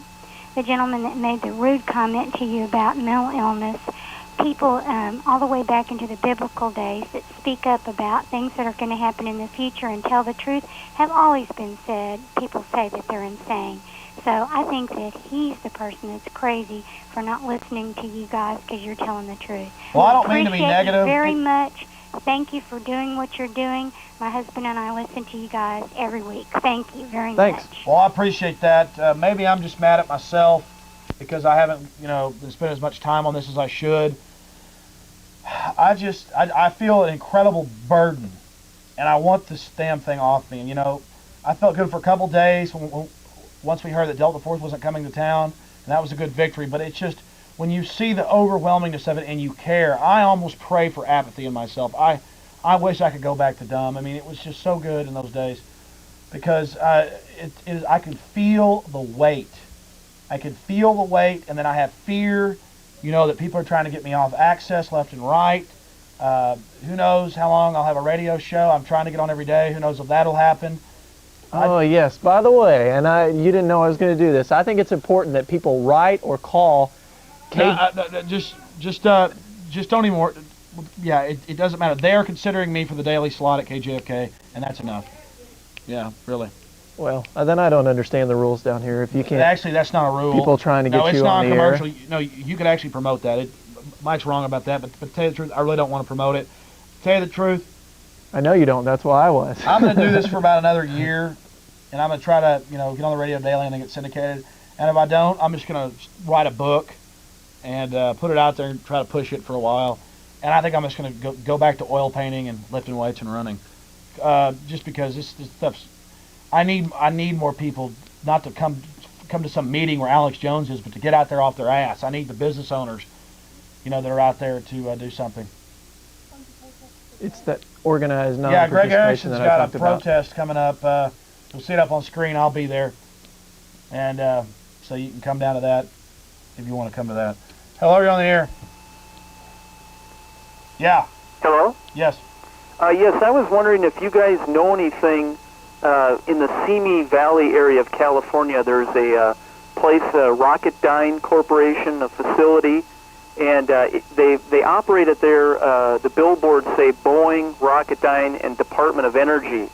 But actually what I found out they're doing, and I don't know if it's publicly known, but the facility is 10 or 12 stories under the surface, and they used to do testing there for NASA engines. Apparently, what's taking place is if there's a 4.0 earthquake or lower in that Simi Valley area, they're doing what's called nuclear testing, and apparently some foreign countries know about it, but they're per se not testing weapons. They're testing nuclear engines, and they're calling it a nuclear energy test. And I was just wondering if you guys have ever heard of this facility, because I do know from a U.S. Air Force general now of a occurrence that took place there where he's now found out that this stuff is going on there. I've heard nothing about it. There's all types of black projects going on that are secret. I really, I know the UN's taken over command of most of our military. I know that Delta Force is under full UN control since '95, according to Stephen Barry. I know that our government, or elements of our government, destroyed Oklahoma City. I know that the private banks control our currency and control our banking industry and control it. I know that we're in bed with the likes of Hitler. I know that Europe's taking over our nation, and the transference of power is almost complete. Well, what I was going to ask you, an event took place there in October of '96, and is there a fax number, if I can get some evidence on this, that I could fax it to you? Yeah, stay on hold and I'll give you a fax number. Okay, I appreciate that. Put you on hold. Thanks for your call. Yeah, there's a phone box. I tell you what, if you call back, call this number after the show, sir, 477-228, or call 370-9558. We'll get back with you, or you can call back at the end of the show. Yeah, they're having troubles with the phones inside the control room. Hello, caller. Yeah, I just wanted to comment on the bank thing. Yeah. Like they said, like the banks are all merging nowadays and everything. Yeah. And they're saying like the gold is pretty much worthless now. But Bill Gates, that's a monopoly. Get rid of Bill Gates. Yeah. Yeah, most of the gold's owned by Europe. They gave us paper for it when their agent Roosevelt in '33 made gold illegal. Yeah, they're saying like the gold is pretty much has no value. Roosevelt in '33, at the same time he did that with the gold. He did the War Powers Act, the War Emergency Powers Act. Yeah. And he took a 1917 World War I rule that was for people outside the country. He made us all enemies of the state, the government against us. That's how they can license us and manipulate us. You see, it's a system. We are the serfs, they are the kings, and that is what it is. Yeah. Well, I think you're doing a good job, and I appreciate it. Yeah, every once in a while I get real negative and real bad. Just don't quit. I'm not going to quit. I just, I don't like futile, behavior, and I know that what we're doing is not futile. I wish more. That one caller really made me mad. Most people probably didn't think he did anything, and that's the exact kind of call. I could just hear the tone of his voice, what he was saying. What are you going to do? And well, I have done a lot. And it's just the attitude of he just wants to feel like he's doing something, and it's that elitist attitude. Yeah. I mean, I don't even know how to explain it. Words can't express the facts. And I'm just really mad at people that are in positions of power. Excuse me, this is Southwestern Bell. Is this line in use? Yeah. I have a phone call for 477-2288. Okay, we'll take the emergency breakthrough. We'll call you back. Thank you. Go ahead. We're taking the emergency breakthrough. Caller, go ahead. What was that? We just had an emergency breakthrough. Oh, well, I don't know what that was, but... But I guess I'll just talk to you guys later. All right. Thanks. I guess the Southwestern That was Bell weird. operator didn't get what we were saying. I never heard that. Never heard of an emergency? Not on the middle of a show. Hello, you're on the air. They had some important information. Hello, you're on the air. Hello. I've been involved with a trial recently in the last couple of days involving the State Securities Board downtown. It's amazing how even this society living in the great state of Texas has elected officials looking over our industry, and the industry I'm involved with is in the securities industry. Yeah. There have been incidences where they have illegally taken in video cameras inside brokerage firms, which is against the law. They have come in, made allegations, or I guess the best word I'm looking for is demanded certain documents, private documents, wanted to go through our private files, saying it's in the best interest of the state. Let me tell you something. I'll guarantee you that in those cases, those bureaucrats are selling information to your competitors. Sir, do me a favor. Call me back tomorrow night at 8:30 on Channel 10, and we'll discuss this, because we have to go. Fantastic. Thank you. Thanks for your call. Again, go ahead. We got an email address up there. If you have any emailed comments or questions or information that you want to get to us, that address, slane@roman.net. Hold off on the music a second. I want to say to the people out there, I want to thank Mike for doing a great job. I want to thank his wife. I want to thank the people that have dropped by to help. I want to thank you, Steve. Tomorrow night, I'll be more focused for you and have a lot of good information for you and your family. Please support Access Television. We'll put up an address to mail us or to talk to us. Stay tuned right here for more classics on this channel here, Hanson Archives. But to fund this station, I'm offering, if you send us $25, we'll send you a signed copy of Bohemian Grove, Cult of Conspiracy. It was forwarded by Tex Mars that just recently passed away. Also, Alex Jones has a chapter in here. And you know that's good. There's us in our younger days.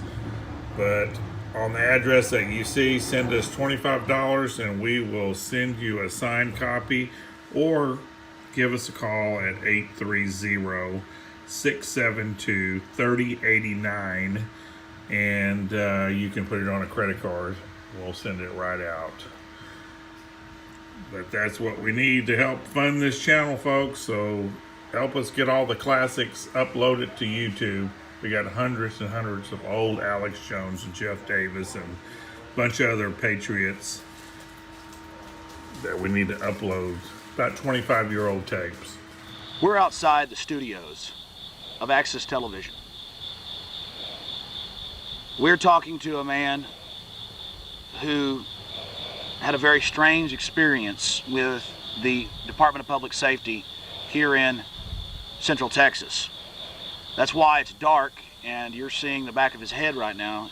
That's to try to give him some anonymity. Sir, you contacted us Monday night.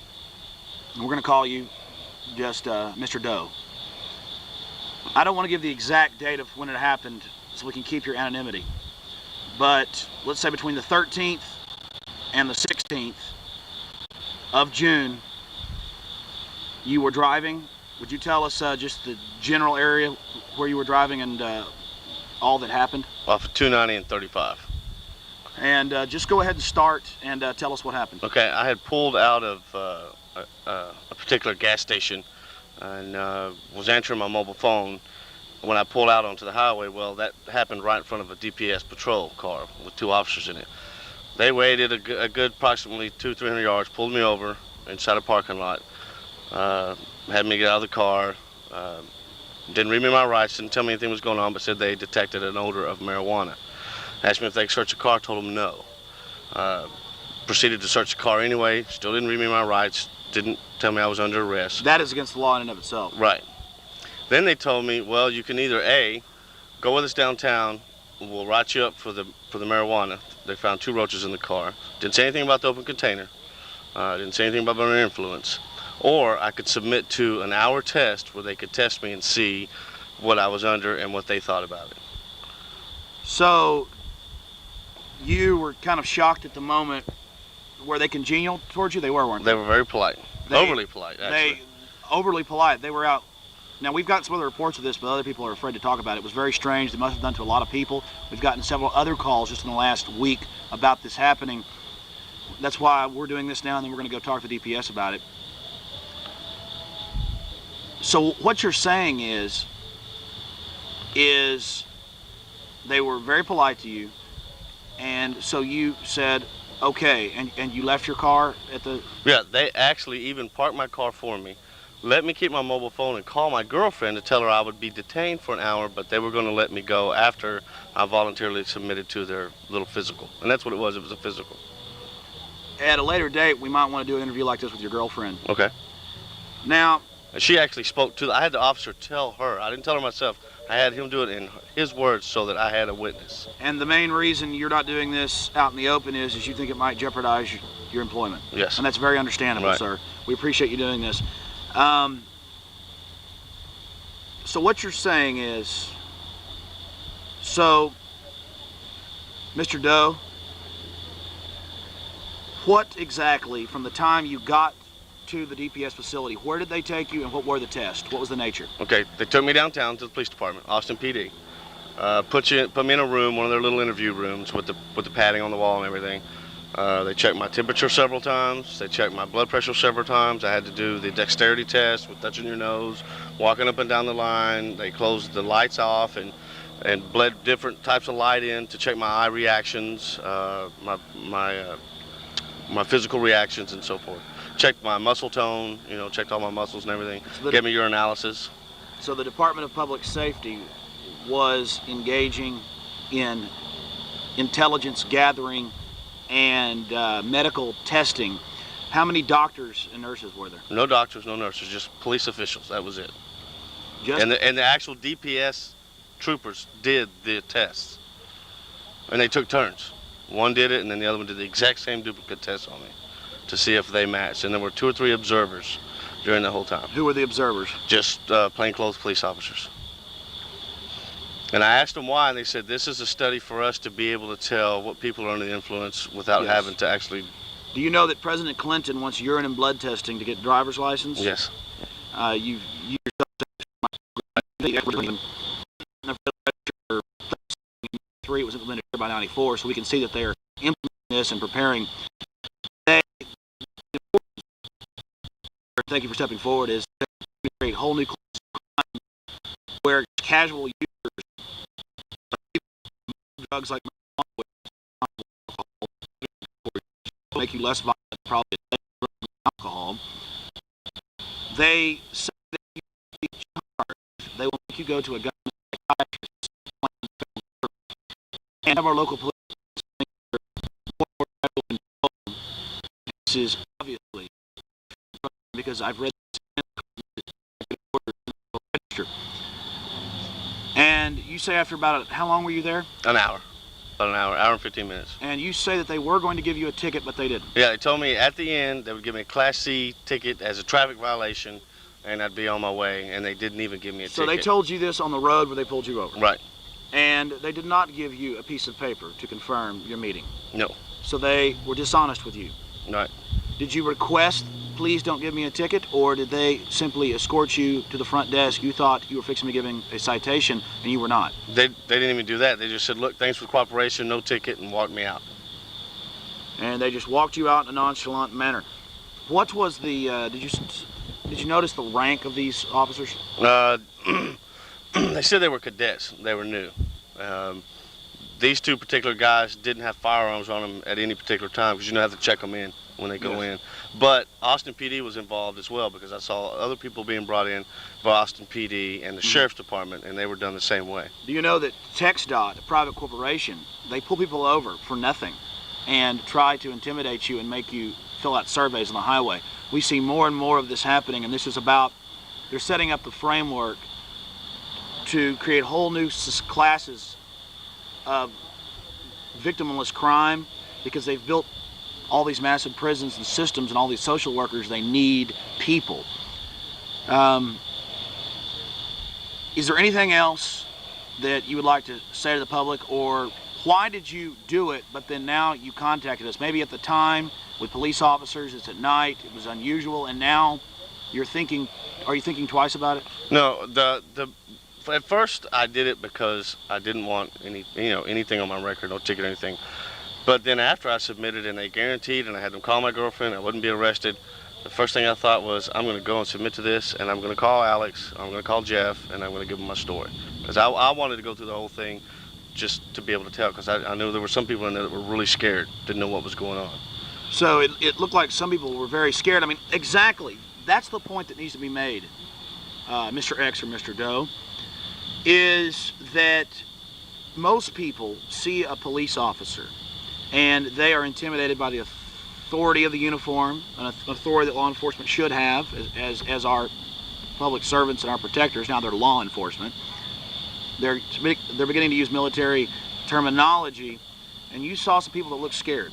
Yeah. Did you see, what were the ages? Men, women? One guy was about 17 years old. Just looked like a high school kid, and he was scared to death. Did you see any females? No females, but they did have a homeless dude they pulled in there because he was intoxicated, but they didn't want to have anything to do with him. They finally said, no, he's homeless, send him away.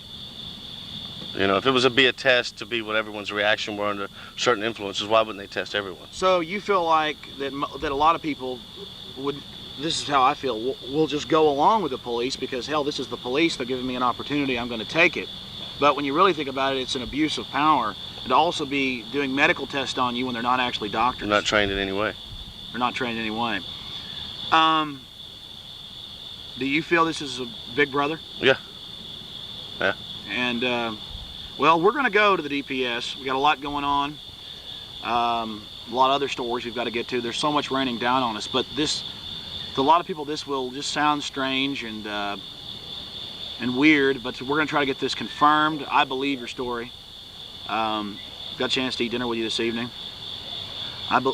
This is what's going on in a lot of other parts of the country. We've had a long history of government experimentation with the MK Ultra, 1979 declassified documents, Tuskegee with the black men. I could go on for an hour and a half. And this is a milder form, but it's very, very odd. If you were committing a crime, and I'm for following the law, I don't believe marijuana should be illegal. I believe it should be decriminalized. I believe it should be controlled. But I don't like creating these giant black markets which create huge subcultures and criminal organizations and a lot of secret money, non-taxable money. Just like in the 20s, Prohibition energized the mob. And right. You make something illegal, it makes it risque, plus it's very profitable, the black market arises. What this is going to do is, as I said earlier, it's going to give them something, new criminals, new classes of criminals. But the main central point is, it is the law now. We should work to reform it and change it. But we see police officers, not judges, not juries, giving you a choice to submit to this and we'll leave you alone, or be tested, or we'll take you to jail. And is that what they told you? Well, that's exactly what they told me. What were their exact words, if you can remember?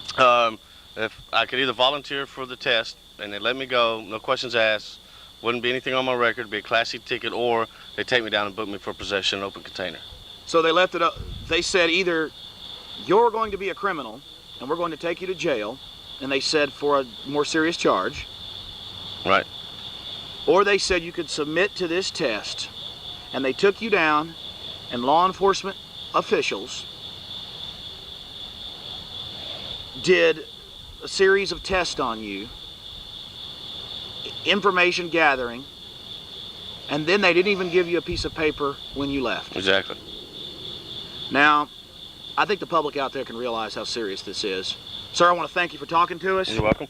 And we're going to talk to the DPS. We're going to go down there and try to find out what's going on, either by the time that you see this tape, Monday, or by next week. We're going to get down there to the DPS and get this for you. This is very, very serious. Back to the program. Oh, go ahead. One more note I got is the two officers, because I asked questions. One was from Midland, and one was from Odessa. They weren't even from this area. They were down here testing to do their test down here. Because I asked them where they went to high school and where they were from, and they openly gave it to me. So you're saying that they were just down here randomly pulling over the public, letting people out of a crime. Right. And saying, hey, you can get out of crime if you come let us do medical tests on you. That's exactly what they did. That's exactly what they did. And remember, people, this is total injustice. I'm serious. You have law enforcement acting as judge, jury, and executioner and telling you you're going to jail to have serious charges filed on you, or you can come with us for an hour and you can be tested. How long were you in custody? Well, I wasn't ever actually arrested or in custody. I was just there with them for about an hour and 15 minutes. And they never once said I was going to be detained or arrested, just come do their little test. But here's the point. They did say you'll be arrested if you don't. Right. Exactly. According to the Constitution, according to Texas Constitution, sir, you were detained. You were detained. You had the option. You had the option to be detained for an hour and a half, or how long? About an hour and 15 minutes. About an hour and 15 minutes. You had the option to be detained for an hour and 15 minutes, or you had the option to go to jail, go through the process, and have bigger charges on you. Right. Don't you see that? They gave you the choice of, we'll let you get out of this crime if you submit to us. And that is not a law enforcement officer's job. They are to enforce the law. And you have police officers breaking the law. And they're doing it by the sanction of the federal government. They're preparing to make you all criminals, create all types of new crimes, to give their new government psychiatrist something to do. This is Orwellian. Hi. Hi, how are you? Can I help you? Hey, is Jenny Acker here? Jenny Yeah. We just want to ask some questions for our Access TV show about the blood drive. Jenny Acker? That's what it says here, Jenny or Acker. Acker. And where's this going to be at? You know what? This is probably the lady in charge of setting up this blood drive at the Bailey Square. Get Dolly. Let me get Dolly real quick. Okay. Hang on, okay? Thanks. Get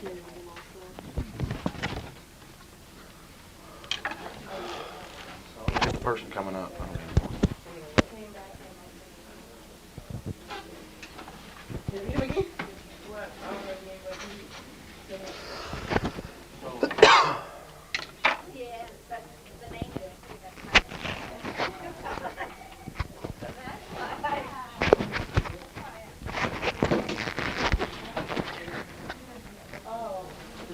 Hey, how you doing? Fine. My name's Alex Jones. I have an Access TV show. I'm also an FM radio host here in town. And we, of course, support blood drives and everything. Our only question is that we know that during the 80s there was some problems with blood screening around the country. And we know that those problems have been fixed and that all the blood centers are screening for everything, correct? They are. Can I ask what you're going to be using this for? Because we were not expecting you. Well, I don't think, I mean, that concern doesn't even involve y'all or anything. It's just that Roosevelt said that in 33 that it would only be used, actually it was in 35 when they implemented the Social Security Act, that it would be an ID number for the program and never as identification number. And so we just go back and show how government will tell you one thing and then incrementally, well, by 36 they were using it as identification number. But I think I agree with you. It's already something that's done. That's just everywhere, but everywhere. It's just strictly our identification of our own. Oh, I know that. I understand. Thanks a lot for your help. Well, we just talked to the good people here at the Central Texas Regional Blood and Tissue Center, and again, you have a lot of nice people implementing things, and I hope that we can trust what she said, but the nature of governments and systems, it comes down to one thing. All they need is your name and number if you feel like giving it to them. If they're testing the blood, there's not a problem anyways. Now that's scary. They need to test the blood 100%, then it doesn't matter who gives it because they've already screened it. This is intelligence gathering, but they're doing good work here. And I'm glad that we cleaned up America's blood practices since the mid-1980s when AIDS was spread across the country and hepatitis and syphilis. This is the Freedom Report. Right. Here in Central Texas? Well, we're the statewide public information office for the Department of Public Safety. Great. You probably know me from the thumb scanning protest. I appreciate you being honest with us and talking about this. We started getting reports about 2 weeks ago about people being pulled over and with alcohol and marijuana, and the police tell them, the DPS tells them, that either you have two choices. You can either go with us and let us do some medical testing on you for a couple hours, and there'll be no charges, or we'll give you the full extent of the charges. What's the name of that program where they do the drug testing? I think you've got some of your facts confused. What the program is, the Administrative License Revocation Program, and it's been around since January of 1995. And what it does is allow people who have been drinking and driving to have their license revoked much more quickly and effectively through an administrative procedure as opposed to going through the courts, which can get bogged down. It's not a criminal process. It's an administrative process, so the burden of proof is less than it is for a criminal process. The way it works is someone is, a trooper has probable cause to stop someone, and if they believe that the person has been driving while intoxicated, they give them the notice, the ALR notice, in addition to any criminal charges that might be filed. And the way it works is if you agree to a blood alcohol test, your license, and assuming that the person is driving while intoxicated, if you agree to the blood alcohol test, the suspension period is less than it is for refusing to take the test under the administrative license. What's program. the name of that program again, Sherry? Administrative License Revocation Program. Okay, tonight at about 7:30, we're going to play this story, and I think we may be getting these mixed up. These were DPS cadets. That's what they told him, the individual. These were DPS cadets, and this guy does work for the city and for the DPS. That's why he's afraid to come out himself, and that's why he did it, was because he didn't want to lose his job. He was pulled over. They allowed him to call his girlfriend on their cell phone and talk to the officers. They parked his car for him at a restaurant. He'd had one beer in the restaurant, had just bought a beer at a convenience store. And we also have an open container law in the state of Texas. No, if you weren't aware of that. Yes, he was breaking the law. Right, exactly. My point is, in fact, that's the point I'm getting to, is he was breaking the law, and he says that he had marijuana. He had two. So that's two laws he's breaking. Well, that's the point. That's the open point I'm getting to. container and alcohol, possession of marijuana. And possession of marijuana. Now, then they take him down to the main police station on 7th and 35. Right. And take him in. There's other people there that looked frightened. And they told him, you have the choice of letting us do these medical tests on you, and we will let you go. Or you don't do the medical test, and we will throw the book at you. And I have him on tape saying that. And he said the police were, the DPS was very courteous and very nice to him, and he took the opportunity. But then on reflection, he said, wait a minute, I was breaking the law. And the most important point is the police were acting as, or the DPS was acting as judge, jury, and executioner because he had committed a crime. How can they mediate themselves? Well, first of all, if anyone has a complaint against the behavior of any of our officers, what they should do is make that known to DPS. They can write a letter or call our traffic law enforcement division upstairs or call the district office, and we take all complaints seriously. Second of all, I don't know who told you this or where they got their information, but none of our quote-unquote cadets are out enforcing the laws of the state. They're all over at the training academy, and right now we don't even have any in the training academy. Well, no, they told him that he would be given a ticket, and they had the ticket there on the clipboard the entire evening, or for the hour and 15 minutes or 30 minutes that he was in their custody. And he said they were very polite, very courteous, and they kept saying, we're going to give you this ticket at the end. It's just going to be a Class C misdemeanor rather than a much stronger charge. And they took him in, and they did urine test, other tests of him, and said that they were testing, doing a study to find out about people's pulse and things to be able to tell if someone was under the influence of drugs. And they said that this was medical testing, and they said that they were cadets. There were also 3 other senior DPS officers there observing. And so this sounds like something different than the program that you were talking about. Well, it's not my place to get into second guessing something that's happened, especially when I wasn't there and I don't know anything about it. If this person has a complaint about something that was done by DPS troopers, he needs to let us know that, and we'll take appropriate action. Like I said, our cadets, we don't even have any cadets in the training academy right now, so I don't know what he's talking about cadets. Well, they told him. Second of all, I would strongly suspect that he's getting the administrative license revocation program confused with some criminal laws, which is a source of frequent confusion because they do similar things. Well, they told him that he was going to get a ticket. Mm-hmm. And then at the end, people want to usually go along with what law enforcement officers, are saying to them. They just said, "Okay, sir, thank you. You can go." Open the door for him. He walked right out into the parking garage. Mm-hmm. So they just flat out released him. He said there were other people there being given tested. He said that he was questioned in one of the interrogation areas, and that's where they did the medical testing on him. And I also talked to his girlfriend who talked to the police on the telephone. Right.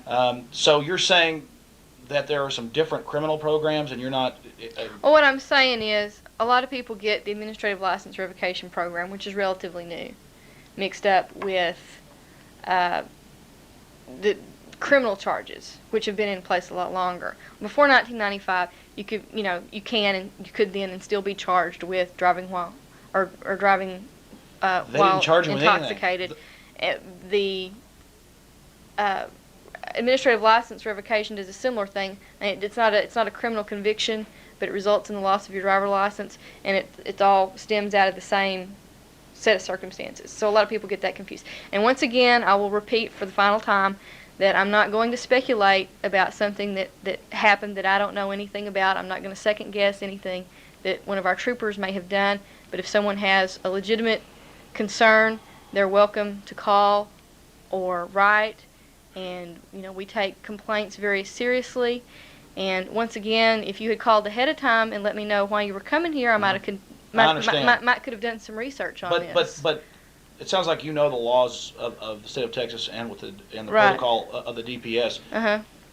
And I know that for you this is still speculation, and I understand that. Right. The point I keep making is it wasn't criminal charges. They said you will get... Well, I'm not going to discuss this situation any further, is what I'm saying. Well, is there any policy like that? Of what? Where they say, come with us and let us do some testing on you, and we'll just give you a Class C misdemeanor, or we'll throw the book at you, and then they just let you go. As I explained in the beginning, under the administrative license revocation program, the penalties are worse. The suspension period is longer for your driver license if you refuse to take a breath alcohol test. And further, other than that, I have no idea what you're talking about. I have no outside verification that anything has happened here. I do not have the person who is complaining coming to me and making the complaint, so I'm not going to discuss the situation any further. Oh, okay. That's what I'm saying. Okay, my only question is... And if that person wants to come forward and make a formal complaint, or even informally talk to one of the supervisors out at the district office, that's the proper channel that they should take. Well, the DPS has struck me as unusually professional for this day and age. Right. But it sounds to me like could be several things. Either this person doing the story is insane and is flat out lying to me, and so is his girlfriend. Mm-hmm. Or they really are doing some type of testing program just to learn exactly what people signs are like when they're on marijuana or other drugs. Or it's a trick used to get people to go and do the test and things, and then if they find the level to be high, they get in trouble. Well, you can, assume whatever you want to. I understand. I'm not going to get involved in this conversation any further because I don't have the facts, and it would not be my place to second guess something that an officer did in the field. I did a story with the Chief of Police, Ali Philippus. Right. Did you hear about that? No. No. I did a story with the Chief of Police, Ali Philippus from San Antonio, and he said I'm just asking you if you've heard about this. Mm-hmm. He threw the Delta Force out That's the most elite military team. It's modeled off the British SAS. I have that on video and played it on TV and also on my radio show, played the audio. For attempted bribery and other behavior in San Antonio. Have y'all been contacted by the Delta Force?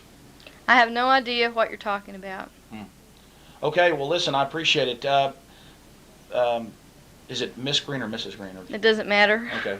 Okay, well, thanks a lot, Miss Green. Do you...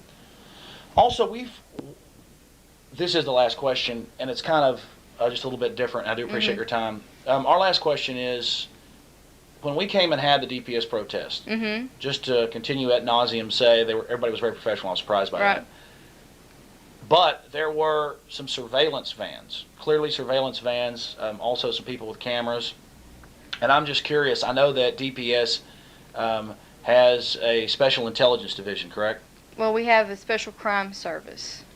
Well, I heard Dusty Heskey, former head of stalking on KGFK Radio Sunday. You've heard of him? No. He was on there, and he was calling it the DPS intelligence. It used to be called criminal intelligence because back in the 50s, I think, when it was formed, it was in the middle of the Cold War, and there was a lot of intelligence types things going on. But that has not been a function of DPS in many years, and the name of that service has been changed to special crimes. And generally, the kinds of things that they investigate these days are blue-collar crime, gambling crimes, fugitive apprehension. Do they have white sedans? Narcotics. They drive all different kinds of vehicles. What do you think the reason was that we were being openly filmed, just for a record, in case something did break out and was bad, in case of suits, y'all could have covered it, just for categorizing the situation? If it was taped and I wasn't there, I would assume that would be the reason why. Basically.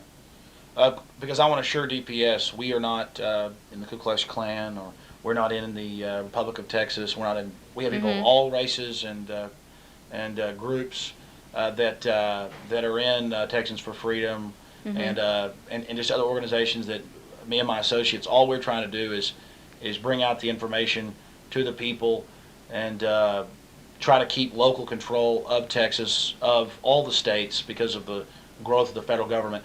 I want to thank you. And is it all right if I call you next week? Is there any way that you can check into this and find out exactly if there is anything to that?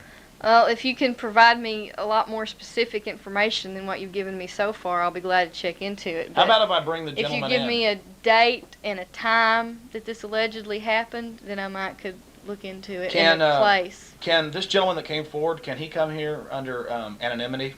Well, I'm not the person he would need to talk to. If he has a complaint about one of our troopers, he needs to talk to somebody in their chain of command. I don't think it's the troopers. We deal with the media here. I understand. I don't think it was the troopers that he had a complaint with. I think it was the system and the law. Again, police acting as judge, jury, and executioner, giving him an option. Submit to this or be...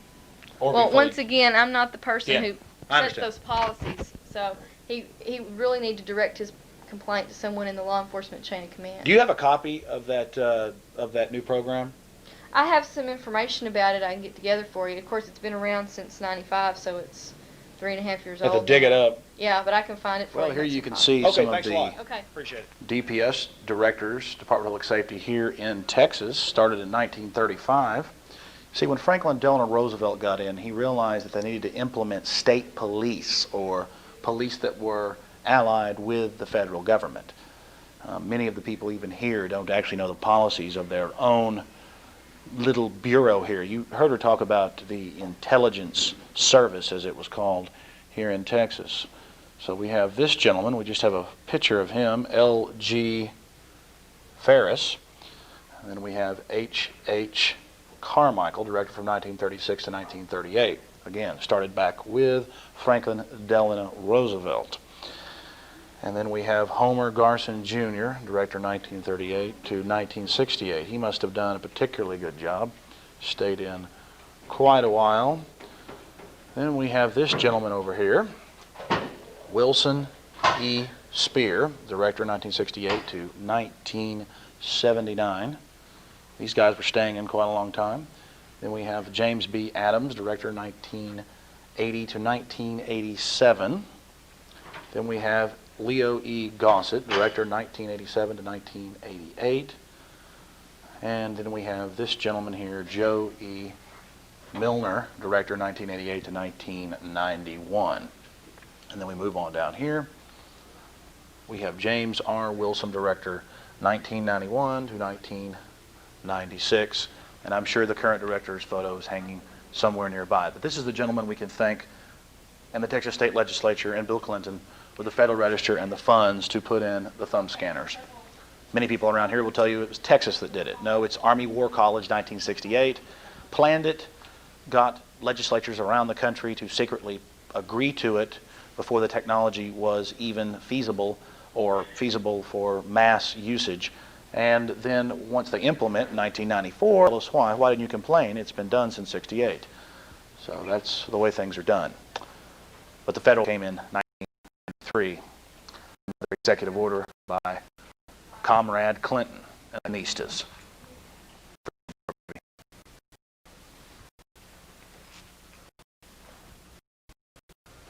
Do you like that? We've been talking about some of the negatives, but we know that we need law enforcement, as they call it, but what we need is peacekeepers. We've been talking a lot today about the negative, but let's talk about the positive of our peacekeepers, of our peacemakers. And March 1997, Corporal Roel Garcia was fatally injured in a traffic accident. This picture is dedicated to the memory of Corporal Garcia, the third member of the Department of Public Safety to be killed in the line of duty. You know, police are out there every day trying to keep traffic flowing, trying to keep the speeders and the drunks off the road. We really appreciate that. And we need them to defend us from something even more dangerous, and that's federal and supernatural control. We hear Congressman Ron Paul tell us the UN's taking over our national parks, foreign banks control our debt. We're losing more and more of our sovereignty, and taxes are going up, not down. Sir, what's your position, Mr. Hurt, here at the Department of Transportation? I'm the Public Affairs Officer. Alex Jones, nice to meet you. Nice to meet you. We're doing a story about Big Brother. And we know that in San Antonio and Dallas and Houston, they're putting up quite a few cameras. Can you tell us exactly what the name of these systems are and where they're integrated, where the video monitors are, and exactly what it's for? Well, they go by different names. San Antonio calls theirs Trans Guide, and Houston calls theirs Trans Star, and each city has a different name for their own particular setup. What it is, it's called an Intelligent Transportation System, or ITS, and it uses a smart highways. Smart highways, yeah. It uses an array of changeable message signboards along with closed-circuit television cameras, sensors that are built into the road, all of which are monitored at a remote location to give traffic management people a clear picture of what's going on in the city as a whole at any given moment. So it's actually better than helicopters because you can just punch a button and see any area you wish. Right. They actually monitor this at a traffic management center that looks very much like Mission Control at NASA, where they've got banks of people sitting behind computer terminals, but they also have a large display in the front of the room that's like a schematic map of the city. And if they see a certain roadway start flashing yellow, they know the traffic is slowed down, and they can punch up a camera and find out why the traffic is slowing down at that spot. Is it a wreck? Is it raining? Is it smoke across the road? Is it just congestion? And then they can respond accordingly. They can use a changeable message signboard to say accident ahead, move to the left, or take a detour, or whatever. And they give the motorists as much information as possible before they actually get to a location that gives them an opportunity to make a choice before they actually get into a congested accident type situation. Mr. Hurt, do you know how many cameras Houston or San Antonio has? No, not just right offhand. On the selected roadways, they're about every eighth of a mile. So there are quite a few of them. Hundreds. Yeah, I think San Antonio right now has about probably 200 some odd miles that are under camera. So every eighth of a mile, we're talking about thousands of cameras. Well, I'm not sure in the entire system if they're every eighth of a mile, but in the locations where they're particularly congested, where you have the mixed masters. Yeah, that's exactly right. And when we start out here, we'll have some online, at least a couple by August of this year. down around the upper lower level split, and we'll just monitor them here at our district office. What we ultimately hope to do is build a traffic management center in a couple of years where we'll be there, the police department will be there, fire department, EMS, the Capital Metro. Just a whole integrated system. Right, we'll all be together. I've seen them putting up poles. You were saying, Mr. Hurt, that right across the street here is a pole that they're planning to put a camera on. Right, what we've got is the poles, 183, you can see a lot of them. There's some on Interstate 35.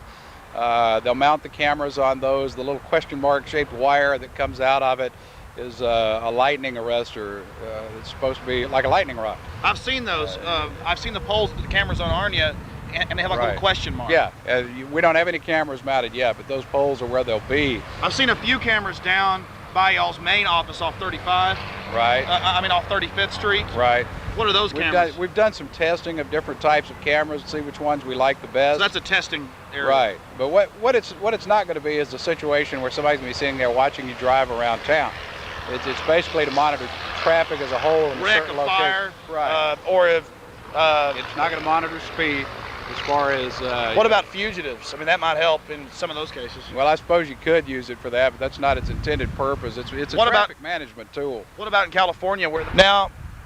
You were saying, Mr. Hurt, that this is mainly just for emergencies and clearing up traffic and directing people around traffic, which sounds great.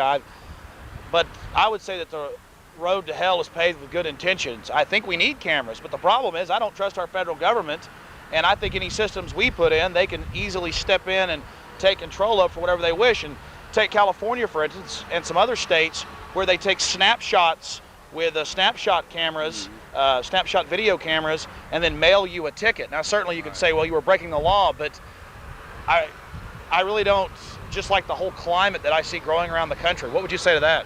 Well, this is not a law enforcement tool. It's not something, I think that law enforcement would be disappointed if they actually, and they will be part of the, but I mean, if they look at the camera and see the picture, it's not like they're going to see your face. It's really more of a broad view of an entire stretch of a highway. It's some of these cameras in San Antonio and Houston do have zoom capability, though, don't they? Right, and we will have some zoom capability. We and pan, tilt, all of that, to be able to get an entire look at a problem area. But as far as is being used to give you a ticket, that's not the purpose, and I don't see that being the purpose. It's a traffic management tool, and it's all part of an entire complex where we've already got sensors put in the road in parts of Interstate 35, and what it does, it tells how fast the traffic is moving. That's the little black rubber bands that go across the street? No, those are counters. What you see, it's like a loop. It's like it's been cut into the concrete down around 51st Street or in front of the airport. You'll see like a square. It's been cut into the concrete. So the black bands are counters? Those are traffic counters, right. Well, that's all very understandable and very reasonable and needed to, I'm sure, in the modern age, control roads, find out where you need more roads, all that. The point I keep making is that I know the federal government gives Texas and most of the states a lot of its highway funds. Quite a bit, yeah. And sends along recommendations and advisors and ideas that they want implemented. And I just see the trend that's going on nationally of federal control. Just to give you an example, just a month ago I went to San Antonio with Chief Al A. Philippus, who threw out the Delta Force for attempting to bribe him. And if you think I'm kidding you, you can call down there and ask him. The Delta Force was going to train here, and our little TV show and my radio show were able to stop them from training here. And I know that's not your purview and your area. I just want to communicate to y'all that is our fear. We'll put in these systems that are there to help the public, that are there to ensure safety, and that law enforcement will become more and more under federal control. You say that law enforcement, though, will be stationed at the main center that y'all plan to construct? Well, there'll be a representative of the police department, maybe several, and the object there is to be able to identify and dispatch, identify the type of problem they may have and dispatch even before somebody dials 911. They'll be able to say, we've had an accident there. What about EMS? EMS will be there. The fire department will be there. Capital Metro will be there. It's going to be a joint center where all of us are there that are involved in traffic management. Here's my example. They're building a $2,031,000 helicopter hangar, 3 acres under the roof, according to the Commissioner's Court, the documents that I've gotten from them. And they called it Starflight. This is just a microcosm of the problem I'm talking about. They called it Starflight, but the 2 new helicopters are going to be used by the Sheriff's Department for surveillance. We have Margot Frazier, the sheriff, on tape, and you'll see that tonight again, saying that yes, they're going to be for surveillance, but then it says nowhere in the documents people voted for the bond package. And I know that this is local, whereas your state. Just the point I'm making is that the road to hell is paved with good intentions over and over. Mm-hmm. They'll tell us it's for this, and then we'll say, great, we're for it. You think it's reasonable because that's what you believe. Then they put in somebody else, and they go along with what it was really set up for. That's my only point.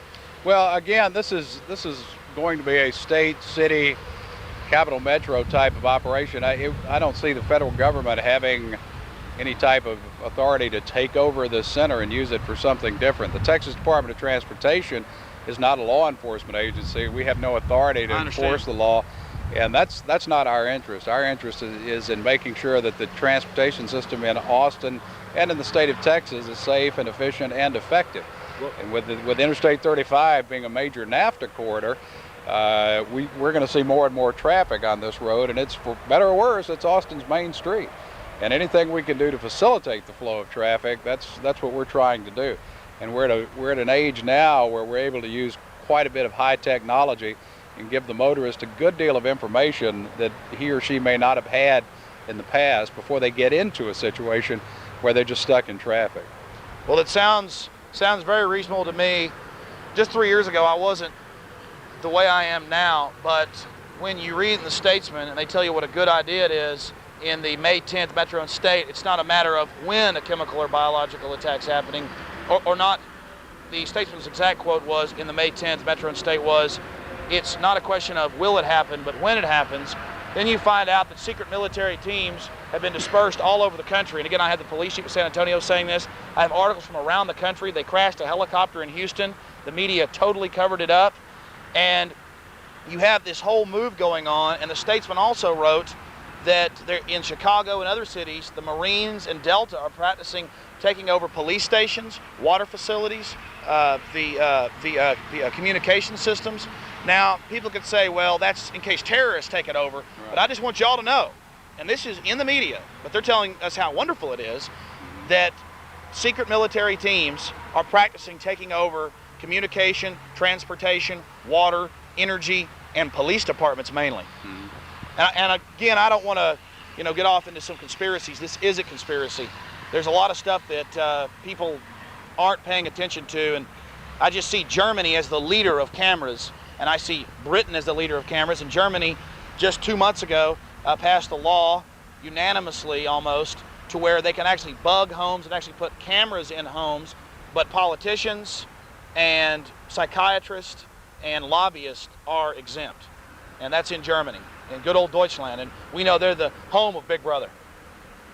Well, we're not into that. We're not into getting into your house or listening or seeing anything that goes on into your house. At least not 1998. Not at this point. 2005. Our dealing with the federal government has always been basically through the Federal Highway Administration, and our interest has always been design, capacity, safety. Was it 260-something billion just got passed, or? Yeah. Oh, you're talking about the highway bill? Yeah, a big one, huh? Yeah, that's going to mean some additional money for Texas. Well, I tell you, I like big roads. I'm a car enthusiast, so I love it. Yeah, well, that was good news for us, because we ought to get probably somewhere in the neighborhood of an additional $713 million a year in this state, which we've been giving away more money than we've been getting back. So this is a. I would think Texas, being the most second populous state, I think we should get more than 700 million. 713 probably. 713. Overall, it'll be about $2 billion over the course of the bill. But that's what it is every year. It'll be about 7. Oh, every year. Yeah. So it's a good deal for us. Is the bill for 4 years? 6 years. 6 years. Oh, now I see. 7 seconds. And your head public information officer? Right. We're visiting with Mr. Hurt. He is the head public information officer in Central Texas, or for all of Texas? For the Austin District. Austin District. Central Texas, uh-huh.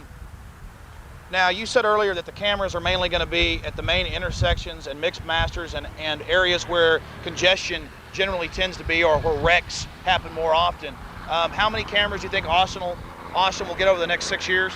Well, I think over the period of 6 years, it will probably number into close to 100 or so. We'll put 183, the new additions to 183 were built with this in mind, so that's where you'll see it first. We've got the pull boxes where we can pull the cables already in place and we don't have to retrofit the road. So you see that. You'll see some on 183 as time goes on. You'll see additional roadways like Ben White, possibly 71. And as the freeway facilities are expanded east of the interstate towards the airport, I'm sure you'll see it on there as well. You talked about the over 700 million and the 2 billion numbers that Texas will be getting over the next 6 years as part of this new transportation bill. Is any of that money going for cameras? Well, no, not at this point. The money that was just passed by the transportation bill doesn't have any place to go right now. As far as, I mean, it's not designated for anything. So actually, that will be up to the Transportation Commission as they fund long-term projects to decide where that money is going to be spent. Does the federal government encourage cameras? Well, you mean like for traffic management? Yes. Yeah, I would think that all of us do as far as traffic management goes, because it's the quickest way to determine what's going on in a roadway. You don't have to wait for a police car, an ambulance to get there, or a fire truck. So in the length of time it takes to punch up a button, you know what's happening on the roadway. That way you can give your people the correct information. Right. But is the 700 million and the 2 billion over the next 6 years, is that going to help y'all free up other funds to build y'all's new command center, or what would you call it? Well, the traffic management center is going to be paid for jointly through the city, the county, the state, all of us that are participating in it. The money from the transportation bill, we hope, will go more towards constructing and maintaining the infrastructure, and that includes everything from multimodal projects like bicycle trails, HOV lanes, as well as highway construction itself. It's going to have its fingers in a lot of pies before it's all over. We were talking about the X's on the road. What do those mean? A lot of times you'll see X's painted on a highway, and that's for photogrammetry. That's where we actually take aerial photographs of roadways, whether it's for a right-of-way map to determine the future route of a roadway. And these X's are used in measuring distances and other. They have all sorts of functions from aerial photographs, but it's called photogrammetry. And it's very common, and you'll see that quite a bit. It's used as a reference point for aerial photographs. Yeah, it's kind of like whenever you see some surveyors out with their little deal. Right. And it may be, and sometimes it may be that. Sometimes it may be what's called a survey station, and the stations are 100 feet apart, and they mark the stations with X's. But the big X's are usually for aerial photography. So basically, if you see a tower or a structure with a question mark wire, which I've seen many of, that is the side of a future camera. That's correct. That's where we're going to be putting a monitoring camera, and 183 is where you see most of them right now. And every eighth of a mile in the key areas? Well, that's what they've typically been like in Houston and San Antonio. I think ultimately we'll probably get to somewhere like that in this district, but that not right off the bat. But again, Texas has no plans in the future to like California, put cameras in to ticket people. No, not at this point. Now, what happens down the road, that's a law enforcement issue, but as far as the Department of Transportation goes, that is not our plan or our function. How do y'all work with the DPS? Well, we work very closely with the DPS because it is the state law enforcement agency as far as patrolling the highways. Once you get outside the city limits, if you have an accident or traffic control or traffic tickets or whatever, that's the responsibility of the Department of Public Safety. It's an extremely professional organization. We work very closely with them, and they have been of immeasurable help to us on a number of occasions. Thanks a lot for your help, sir. Okay, appreciate it. Enjoyed it. Thanks for all the time. You bet. See, he makes it sound so good. I don't know. I know that you should have heard what he just said. He said, frankly, the tickets are coming on the polls. No, his opinion. His opinion. What I was saying was there have been some projects where they've actually tested. Nobody's ever gotten a ticket from it. They've just tested it to see if it works. Here in Texas? Yes, in Texas. Here in Austin, at railroad crossings. Well, I mean, they're actually giving tickets out for what, 5-6 years in California? Yeah, but we haven't done any of that, and it's purely. It's something that a law enforcement agency would have to do, and it's something that right now I don't know if it's going to come to fruition, whether there's any interest in it. It's just one of those things. You said it's probably coming, is your opinion. No, I think that as far as that goes, it's here because we've already tested like at railroad crossings. But if we can use a device like that to keep people from running around crossing arms at a railroad crossing and save the life of some kid that's in a car seat, doesn't have any choice about that. I understand. I'm all for it. Save the kids, the children. It's for the children, like Clinton and Buddy the dog. No, seriously. Now see, yeah, now they're already in Kansas and other states. You go through and the toll is almost nothing if you have the transponder in your car. Right. K-tag and all the rest of this garbage. And the problem is the lady at the toll booth was like, I love K-tag. I'm like, yeah, you'll love it when everybody has it and your job's gone, lady. And at the same point, we see more and more of these smart highways and poll systems. And it seems to me like in the future, well, it's not just the future, the April 27th issue of Time, The Future of Money, you can probably find one in there. Read on page 44. It talks about the best part, quote, the best part is the chip under your daughter's skin in the near future. You won't have to buy the drinks for her at the bar. Now that's on page 44. That's the type of mental illness that's in our mainstream media. And I challenge you to go read that, and then they talk about tollways and transponders and one card for everything and chips under the skin and how wonderful it is and the best part for your daughter is, blah, blah, blah. Of course, it's always for the children. And you sit there and you read that, and then you realize, wait a minute, if the IRS doesn't like me now, and they're a bunch of criminals, that's been proven, out of control, if they don't like me now, they can come take my house or whatever, but I can still mow yards or be in the black market economy selling shoes on the street or whatever. Well, what if they, in 10 years, have implemented this smart card and smart highways? You won't be able to get in your car, drive down the road. Your car will just turn off if you're not a good citizen or a good slave. Well, that would take a great deal of technology that hadn't been invented yet to turn your car off. All the technology does now is it uses what in effect is a high-tech metal detector to read the speed of the car as it goes over. Well, now that's the K-tag. I'm talking about the sensor in the road that measures the speed. It's all these integrated systems, and you know technology's doubling every 4.5 years now at this current rate. And the point I'm making is they do have systems, and it's been on Discovery Channel, microwaves that aren't harmful to people, other things. If they aim at your car for an instant, the engine will instantly stop. And they're already making new cars that have more and more transponders and things inside of them. I mean, again, this is not a conspiracy. If you go and read that sickening article in Time Magazine, The Future of Money, it is a 6-page propaganda article, so we'll accept a technocracy. That's all I'm saying. I understand. Well, we preached at you. I appreciate it. Okay, no problem. Thanks. We're a bunch of conspiracy theory maniacs. No problem at all.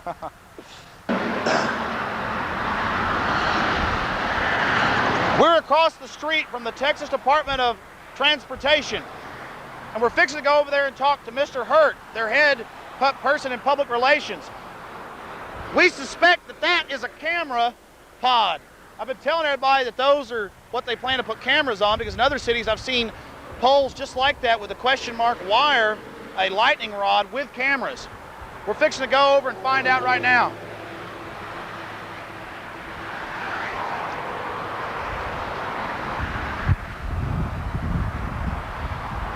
We're here on IH-35, right across the street from the Texas Department of Transportation. We're fixing to go talk to one of their head people. We suspect that pole that you see right there, right next door to it, that they're planning to put a camera on top of it. The reason we suspect this is that in other cities like San Antonio and Houston and Dallas, cameras are on poles just like that with a question mark lightning rod. That's what you see there is a lightning rod. So let's go over and find out right now. Right here on Exposing Corruption. Freedom Report. Anybody want to come up here? All right, that's it. All right, who wants to lead it? Let Gene go. Go ahead. Yes, sir. All right. God bless the Republic. Get